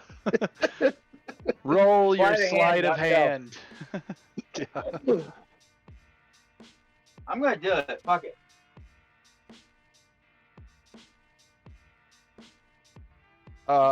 Just remember, don't you take damage if you get within physical range of him or something because of his smell, Jaime?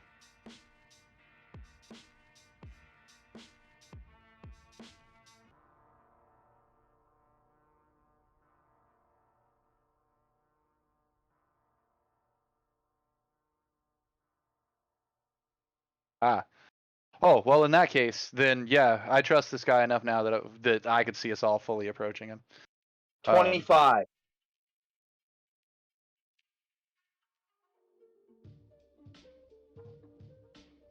I kind of smirk, wink.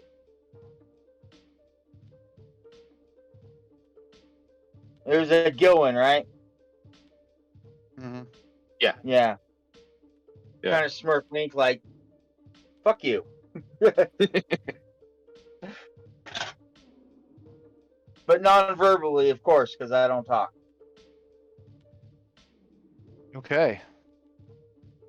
This is a lot harder, this whole new no talking character, than I thought it was going to be.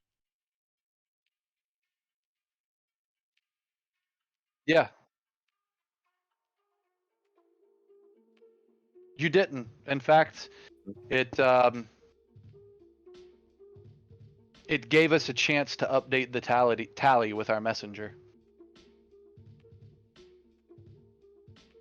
Or to update the message.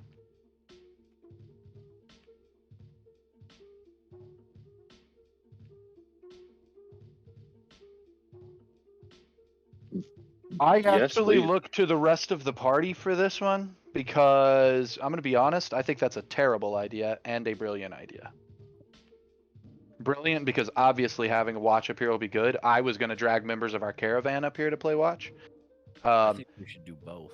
Terrible because obviously guys like Trevik are going to kind of struggle with the fact that we have a devil on our side.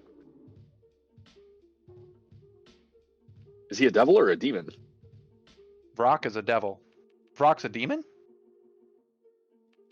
Oh.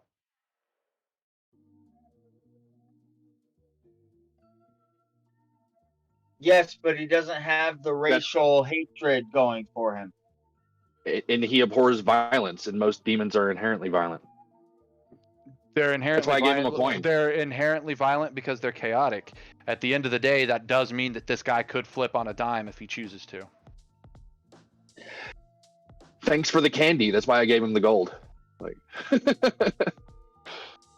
We've got to make it He does worth his bro- while to not switch sides. yep. Why do I envision the negotiation scene from Firefly when he's recruiting Jane? Yeah, you mean I get that's a bigger bunk all to myself? the other guy's like, "Hey, what are you talking about? We're doing a mission now." And Jane shoots him, and then is like, "No, tell me more about this." Yeah, That's kind of what I see going on right now. yeah, I could see this. Rock is on our team. Grinner is on our team until the payment is good enough for him to not be. and that makes me nervous.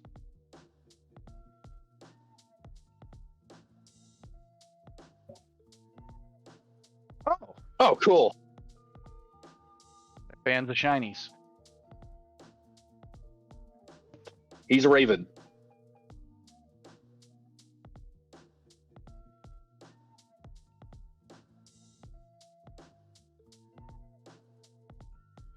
Right. Since this guy abhors violence, if he can get it in other means, especially as easily as just having it handed to him.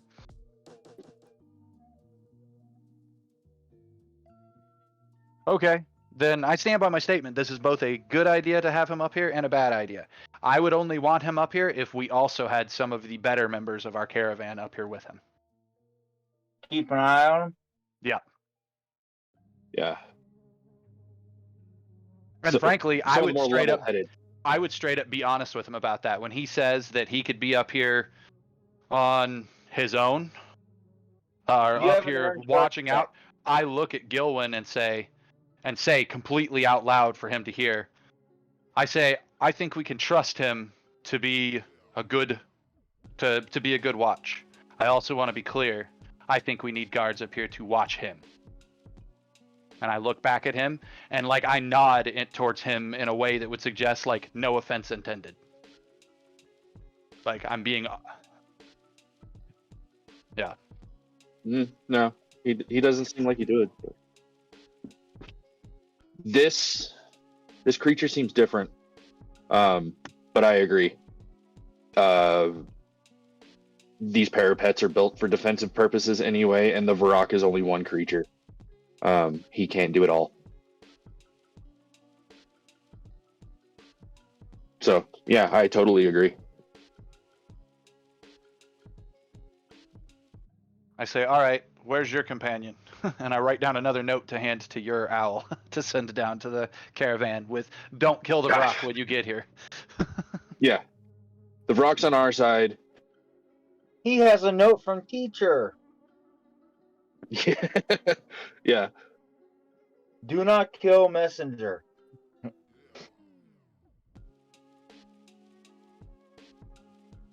Yep. Yeah, we'll secure in here Cool. so that we can try to earn a frickin' long rest. And the rest of us are going to move towards the entrance to the catacombs, the entrance to the crypt.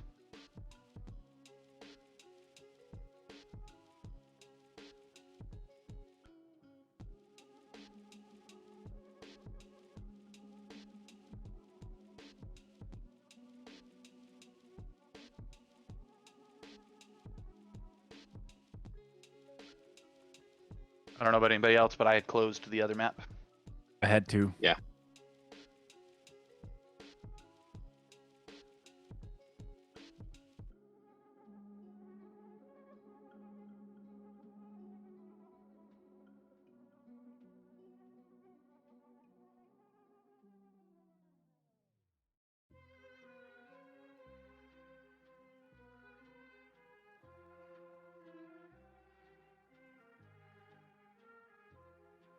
Yeah, I knew he was down there.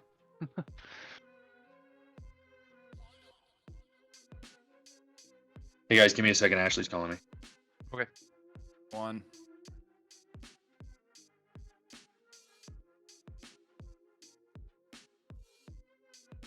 I was hoping we could at least get the description of the crypt opening or whatever first, but yes, I agree.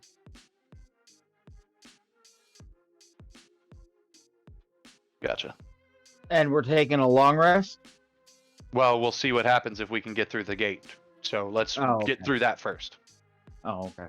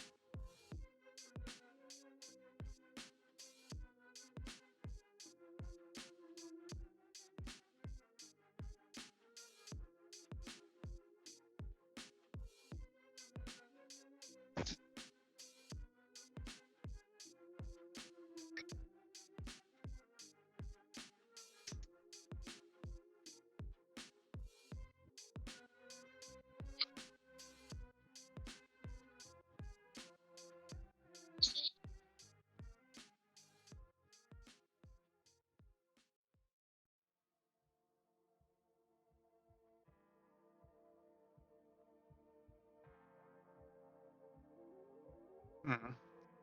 Shook, shook.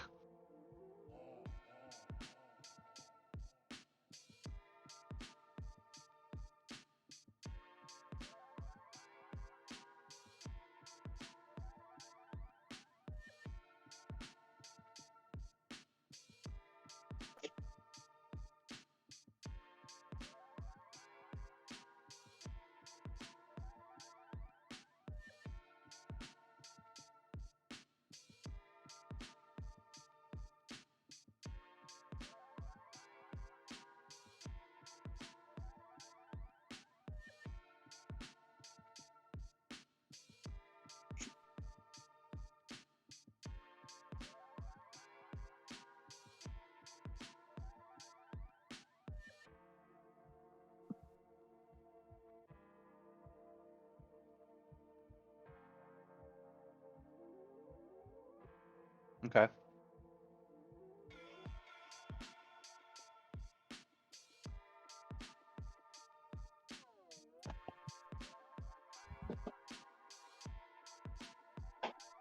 Wong.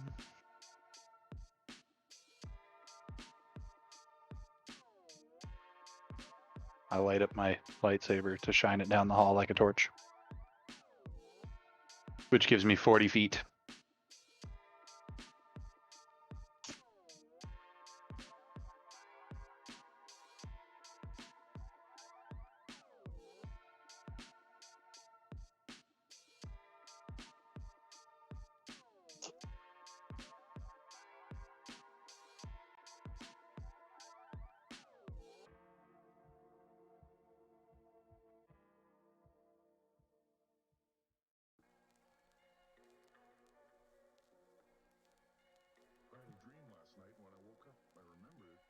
Who wants to go through the creepy hole in the tomb first? I will. Of course. I would expect no less. That was also another movie reference on my part. Riley Drawing a from blank. Riley from the first National Treasure. Oh, Oh, yeah, I don't know that movie too well. I think the last time I saw it was like 15 years ago. While I was in the army. The new series started this week on Disney Plus. Nice. Oh, nice.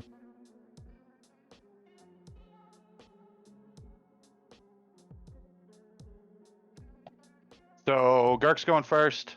I figure it's probably smart of me to be in the middle just because of being the light source. I'll take rear security. Guess I'll be in the middle with Rowan. And then cool, yeah, we head down in. Which means no, Gark, we don't get our long rest yet. We're going in. That was a movie reference.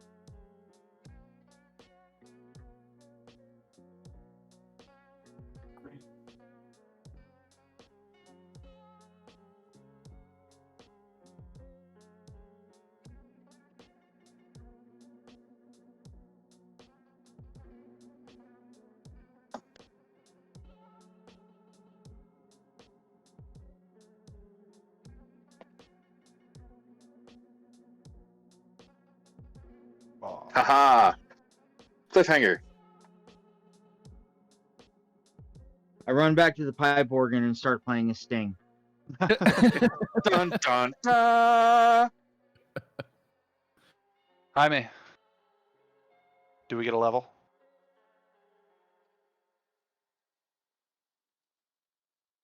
God damn it. Do we get a He long said not rest? yet. That means it's soon. No, I don't think we'd get a rest this time, Keith. We short rested between the last two. That's why I specifically said long rest. We definitely wouldn't get a long rest simply because my character wouldn't take one right here in the middle of the hallway. No. No, I know, but you have your did we get a level, so I felt Ah. like I needed to did we. You had to ask us a question too. I'm Respect. eating one of my rations as we're going forward.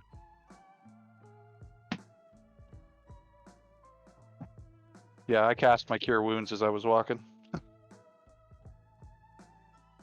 If you need any more I can give you another one, but I'm good. I actually rolled max. I rolled 12, and that put me at 41 out of 51 hit points.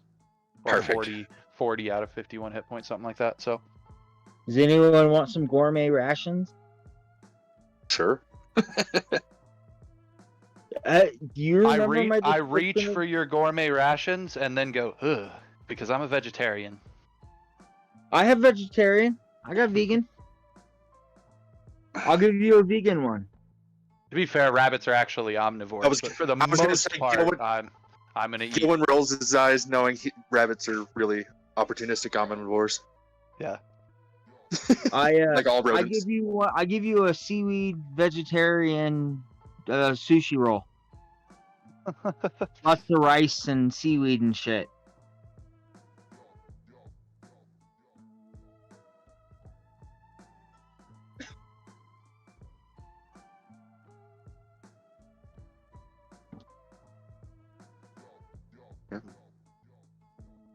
Well, if it helps, you have 2 weeks to find it. Mm. I don't know. This is way beyond anything I've looked at in the book. Last thing I looked at in the book was Candlekeep. No, the otter. Traxagor. So all of this is new to me. You said Rexagor, right? Traxagor. Traxagor? Yeah. And it doesn't work anymore. Yeah, Traxagor was the otter wizard that opened the portal that got us here. And to be entirely clear, this was a true polymorphed otter wizard. Yeah. So, like, dude's probably level 20. Yeah. He at least has access to that level 9 spell. So, the bare minimum level 17. Yeah. So, this cute little adorable otter wizard that can open the gates of hell. Love him. He's my favorite. Oh, yeah, I'm officially terrified of him, and we only talked to him for like one scene. He's know. my best friend. We needed to get away from him. Yeah, I'm so glad we didn't hang out with that guy. we have I mean, we tend to start shit. So, Yeah, and if I remember correctly, I did offend him. I remember that there was somebody did. There was, and I think it was Yeah. me. yeah. So I'm good.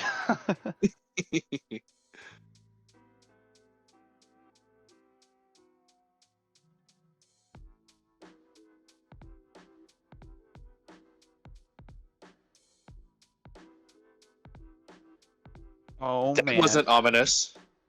Well, to be fair, it maybe wasn't ominous, Cam. Remember, this is the safe area that the bad guys didn't find. I Theoretically. know, but It's also a but- catacomb, meaning that there's maybe zombies or skeletons or banshees down here. So, or booby traps laid by the people that are down here. well, so my familiar went with him down into the thing so that it knew it was safe, and then came back up to me. So, like, if there was a booby trap, at least depending on how far he went in, like, hopefully that would have been relayed. Yeah. Because he showed my familiar how to safely get in. Right. Okay.